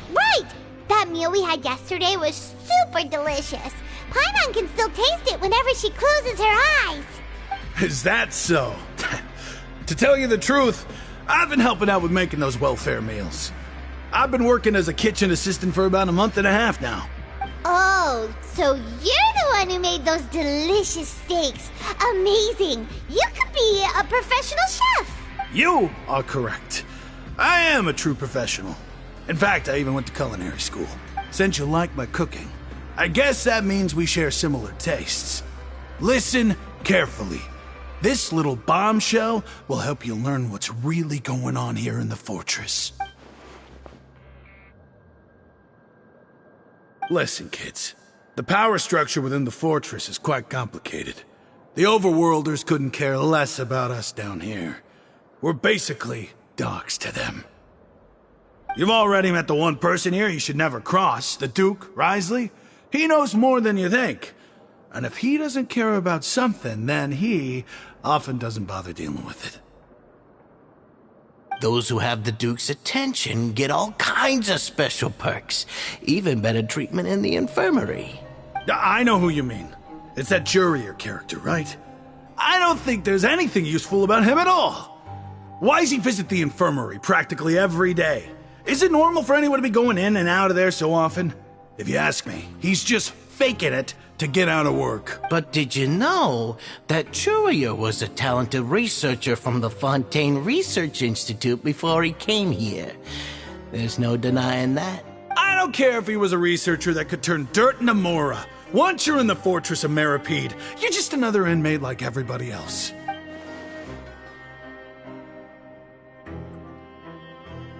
Speaking of which, the last time I saw him, he was passing by in the corridor with Lorvine. I also heard they started arguing in the library and got into a fight, right? Guess that's just how terrible of a guy he is. You mean he hit a woman?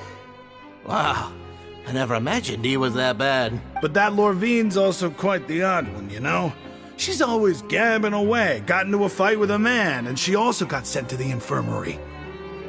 Come to think of it, I always see her going to the sick bay every couple of days, too. Wait a second. You don't think? Do you think could it be that they're secretly meeting there to go on dates? But it's really hard to imagine. After all, I do remember seeing Lorvine beat Jurier to a pulp that one time. And we might be overthinking things.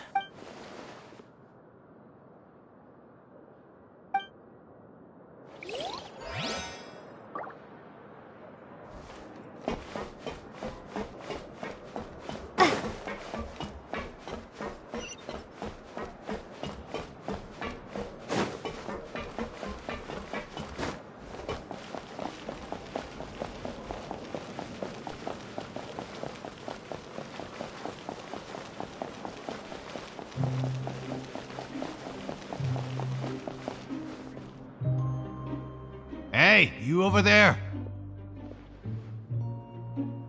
Yeah, you! Say, do you like playing card games? You know, like Genius Invocation TCG? You TCG players are like mint in the wild, literally sprouting up everywhere. Hey, come on now. What's wrong with finding fellow Invocation aficionados? Anyway, care to join me for a game? Alright. No pressure. But why would you be looking for people to play Genius Invocation in a place like this? Don't people usually come here to fight? Whether you're throwing down cards or throwing punches, it's all a competition, isn't it? It's all the same in my eyes. There are lots of card players here in the fortress. When I saw you, I immediately thought, hey, even outsiders from other nations play cards. So I came over to say hi. Sure. Great! Since you've been here longer than us, you need to flex your seniority a little bit, right? Maybe you could start by telling us newcomers some stories about this place. I thought you would have already heard everything by now. Alright then, did you have anything specific in mind? Or do you want me to just pick a topic? Why don't you pick? We'll let you know if we've heard it already. Alright. Have you heard any strange rumors since you've arrived? Ben, did you know that there are some people who are always gossiping over in the corner? Yeah, so you've already met those two. They're quite a pair. They always keep an eye out for the latest happenings and gossip about everything. I've never seen anyone with more time on their hands. I heard that they used to be a chef and a bartender before they were sent down here. You know how bartenders are, always chatting with customers. And chefs love to pass the time just hanging out when they're not cooking.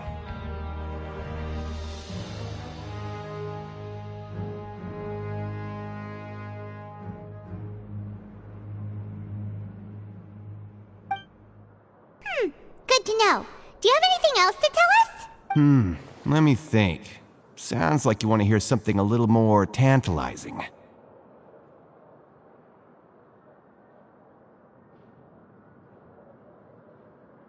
Oh, did you know that the Duke was also a convict in the fortress of Meripede before? Huh? Wait, are you serious? That's right. The Duke was an inmate just like you and me. Seems he was exiled here for committing some crime. Who knows how he ended up rising up to become the warden, though? To go from an ordinary inmate to becoming the manager of the whole place? I'm not gonna lie, I kinda respect that. A forbidden zone? Sounds like something that someone just made up. I've never heard of that. Where did you hear about it?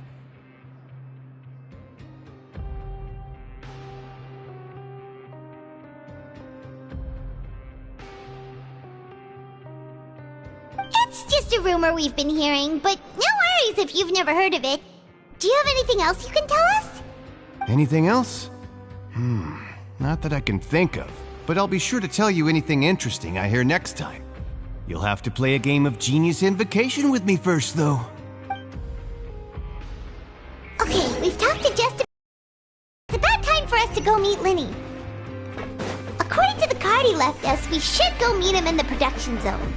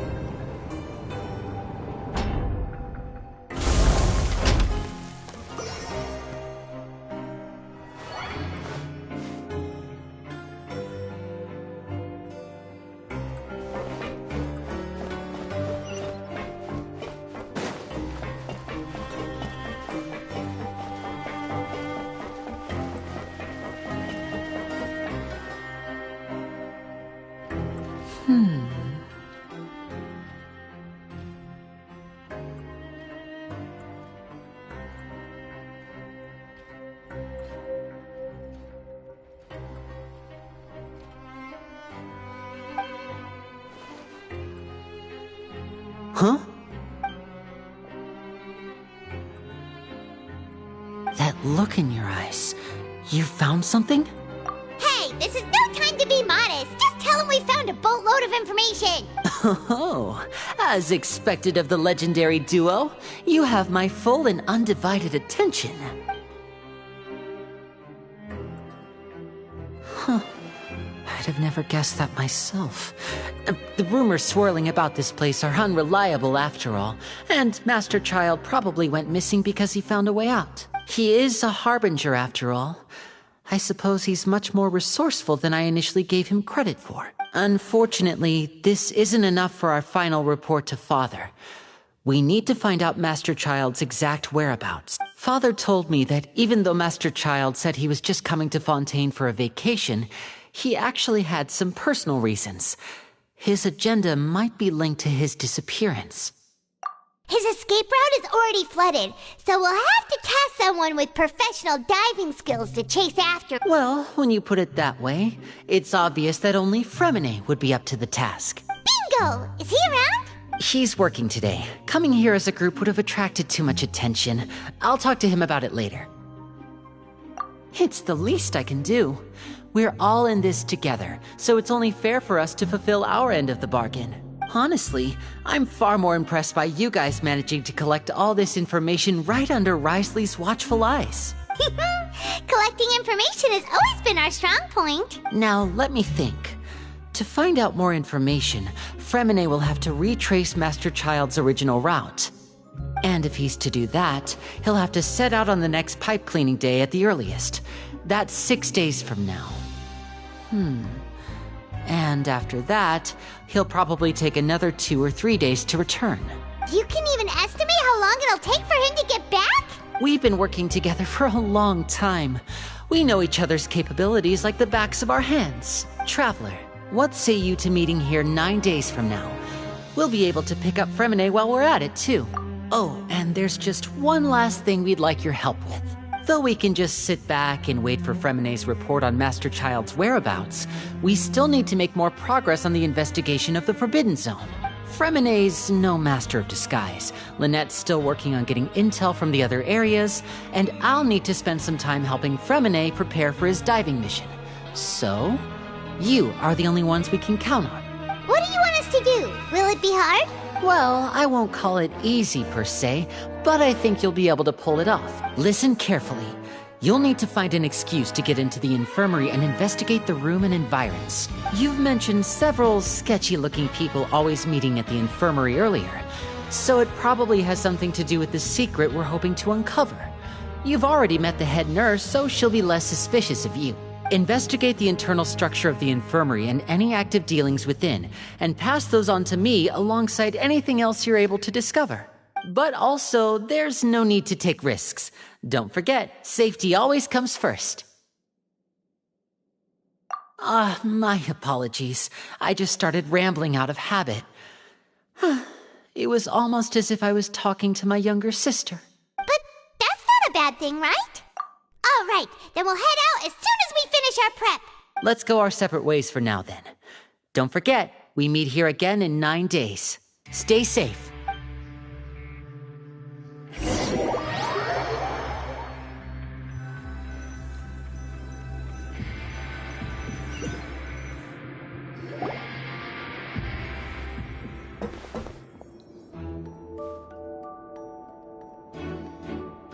Hey, stay here for now. Paimon will take a peek. There seem to be several people inside.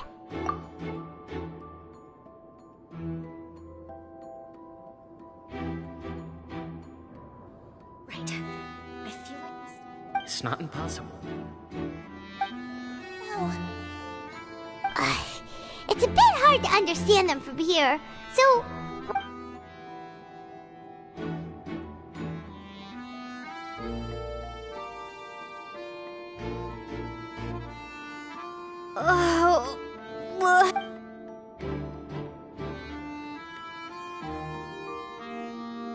Someone, please help! She's sick! Whoa, are you okay? Oh my! What's wrong, little one? There's no need to panic. Take a deep breath before you begin. The traveler started complaining of a stomachache, and then nausea, and then collapsed onto the ground. Paimon doesn't know what to do! Freezing limbs, twitching fingers, and pale complexion? Could it be poison? Let me take a look. Please, lie down over here. Don't worry, I'll get you to the bed safely. Here, hold on to my shoulder and walk slowly.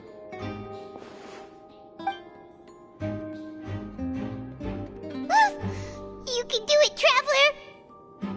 Don't apologize. You're sick after all. Now, please relax. I'm just going to do a preliminary checkup on you.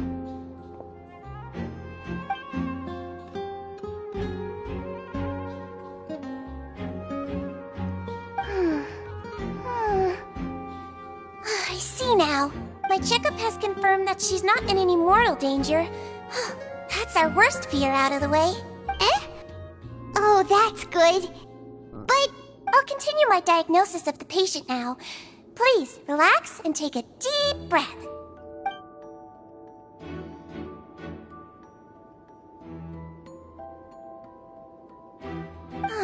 Don't sense serious damage to your organs either. Does it hurt when I press here? And here? Huh? But based on my initial checkup, there shouldn't be a problem here. How strange.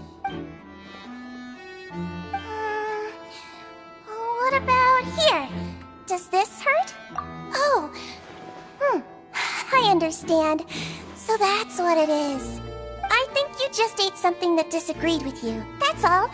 Nothing too serious. Outside of a pretty bad stomachache when it decides to act up. So that's what it is. Thank goodness it's not anything more serious. And there have been other inmates complaining about the food recently. I'll inform our head chef, Mr. Woolsey, of this problem as soon as possible. Congratulations! The health risk is incredibly low, so you should recover within a couple days. Why don't you take a rest here while I go get some medicine for you? Miss Levine, I'll have to trouble you to help me look after this new patient while I'm gone. Very well. And she hopped away just like that.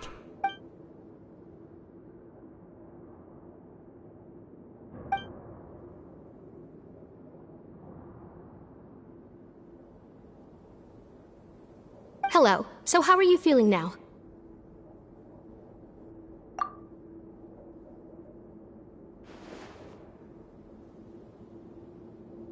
Her stomach aches really bad. She was stumbling about the whole way here, so Paimon's really worried. If Miss Sijuin says it's not a serious problem, then there's no need to worry. She's the best medic we've got down here. But it also looks like she's the only medic you've got down here. Well, that's true. What do you mean, that's true? That's really misrepresenting the situation. Of course I can't speak for the whole fortress, but it's not like everyone imprisoned here is useless, you know? Though they may have committed crimes and gotten locked up here as a result, they still know a thing or two about medicine, and they help Miss Sishuin take care of the sick and injured. Yeah, you're right. But did you have to lecture me about it in front of another patient? Aren't you a patient too? Where did all your energy come from? That's correct. Sorry, I got a bit ahead of myself. Are you two... We've been sick a while. I come back every once in a while for checkups, and to pick up the medicines Miss Sijuin prescribes for us. That's just the nature of chronic illnesses. As for her... you could say she fancies herself as Miss Sijuin's capable helper because she learned a bit of medical knowledge ages ago. Please watch your mouth, Mr. Jurier. Don't forget that you are the primary reason I have frequent heart palpitations. Hey, don't start arguing now! Please, keep it civil at least!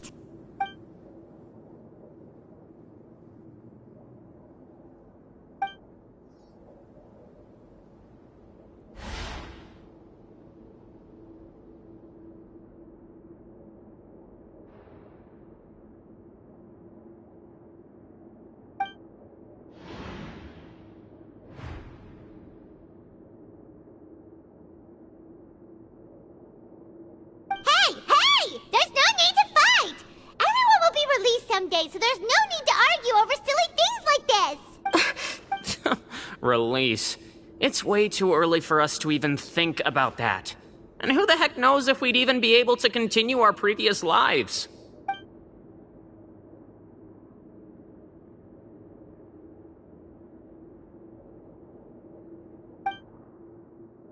Please allow me to end this boring and useless conversation.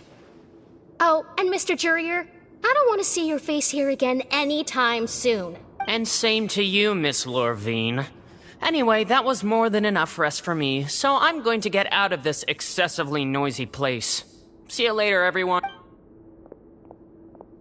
He just slowly walked off? Like that? That's just what he's like. I'm sorry you had to see all of that. I'm Lorvine, and that's... Well, his name is Jurier, but I hope you'll never have cause to remember his name. You really can't stand him, huh? I mean, can you blame me? Look, who would like someone who's as arrogant and obsessed with weird research topics as he is? But there's no need to keep dwelling on him. I'll accompany you two for a while. Miss Sishuin should be back soon, and I'm sure you'll feel better as soon as you've had some of her medicine. No, it's nothing. I'm back! Did you rest like you promised? Thank you for getting our medicine, Miss Sishuin. Did you all cooperate with your bed rest? I trust that nobody got up to walk around. Good. Here, This should be 2 days worth of medicine for you. Take 1 pill now, and then continue your bed rest.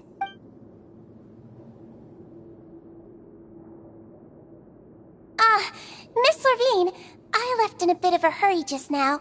Do you still remember if we discussed the color of the pill that you should be taking today? I remember.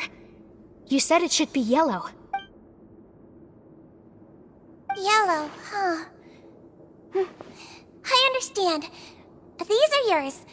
Please, make sure to go to bed early after taking them tonight. You'll benefit from a good night's sleep. All right, then I'll also be on my way now. I hope you feel better soon, too. See ya!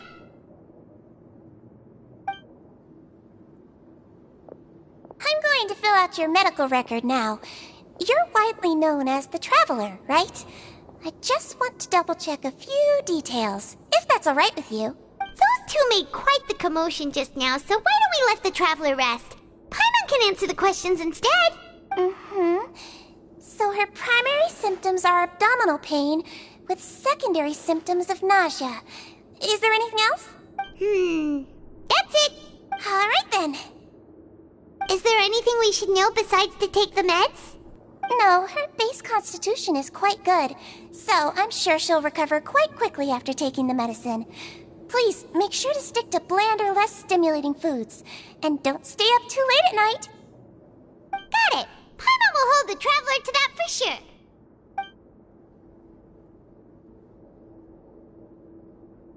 Oh, you're going to take a nap already? Okay then, you get some rest.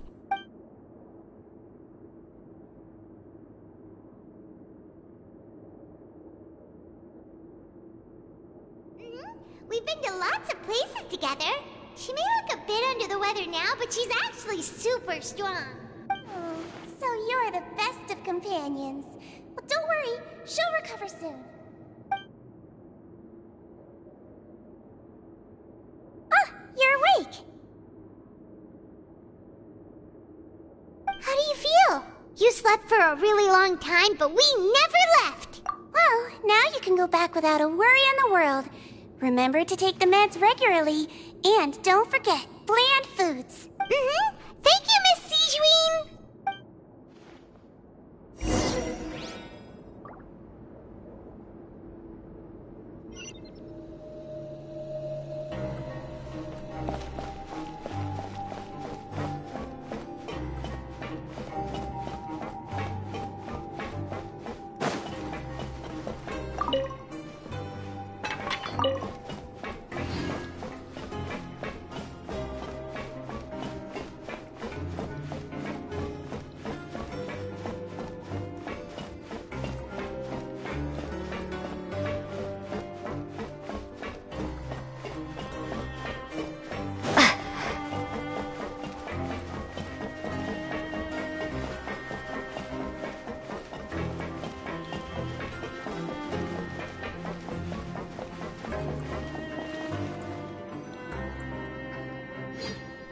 really are something. To be able to fall asleep like that and even sleep talk the entire time, you scared Paimon half to death! No, but you kept mumbling things along the lines of, Pyron, go take my grilled fish and put down the Adeptus Temptation now! Paimon talked with Sijuin the entire time you were asleep. She seems like she's just a sincere nurse, and Paimon didn't notice anything unusual in the room. Are you sure we're not going off track with the infirmary?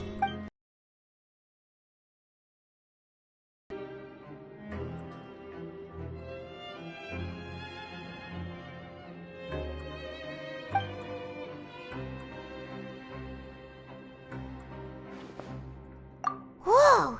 You really are super thorough! All those tiny little suspicious things that Paimon didn't even pick up on! We've gotta give the info to Linny!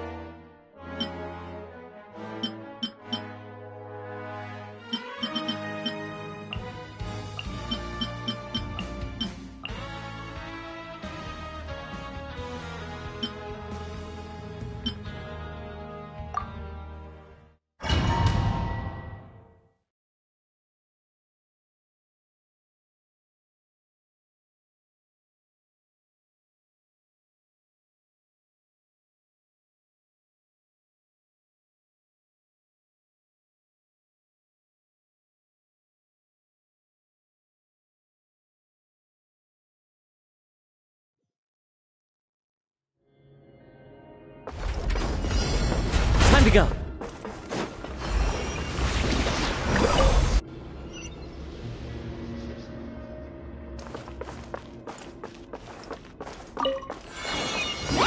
The wind knows me. Come on. Nice and spicy. It's fine.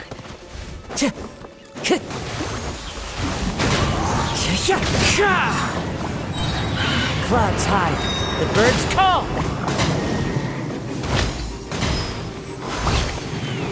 One with nature.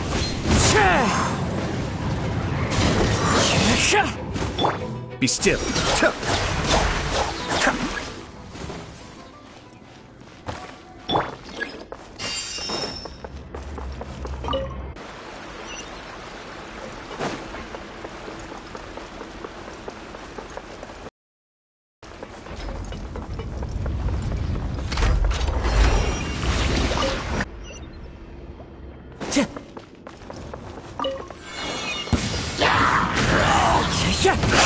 Cascade.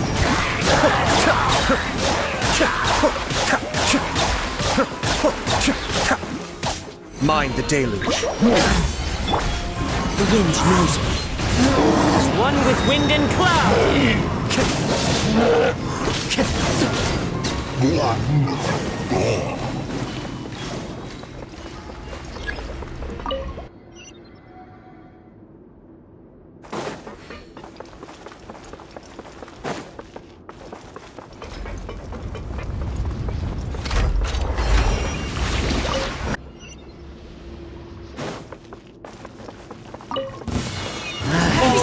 New punch.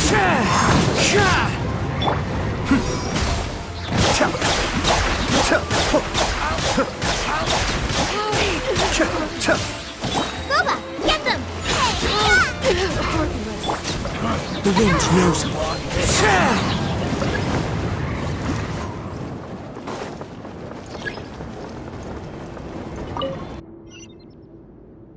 Time to go.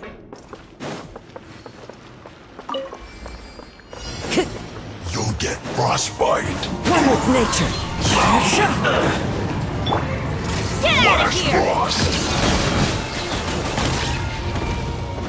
Off we go! Everybody stand back! Let's move. Didn't see that coming. Into the wind. Fallen leaves, adorn my night. Get it together! Kamisato Art. Suiyu! Be still.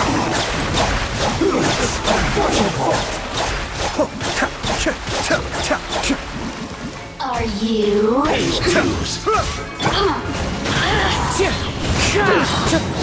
As one with wind and cloud. Going in! One with nature. The merrier!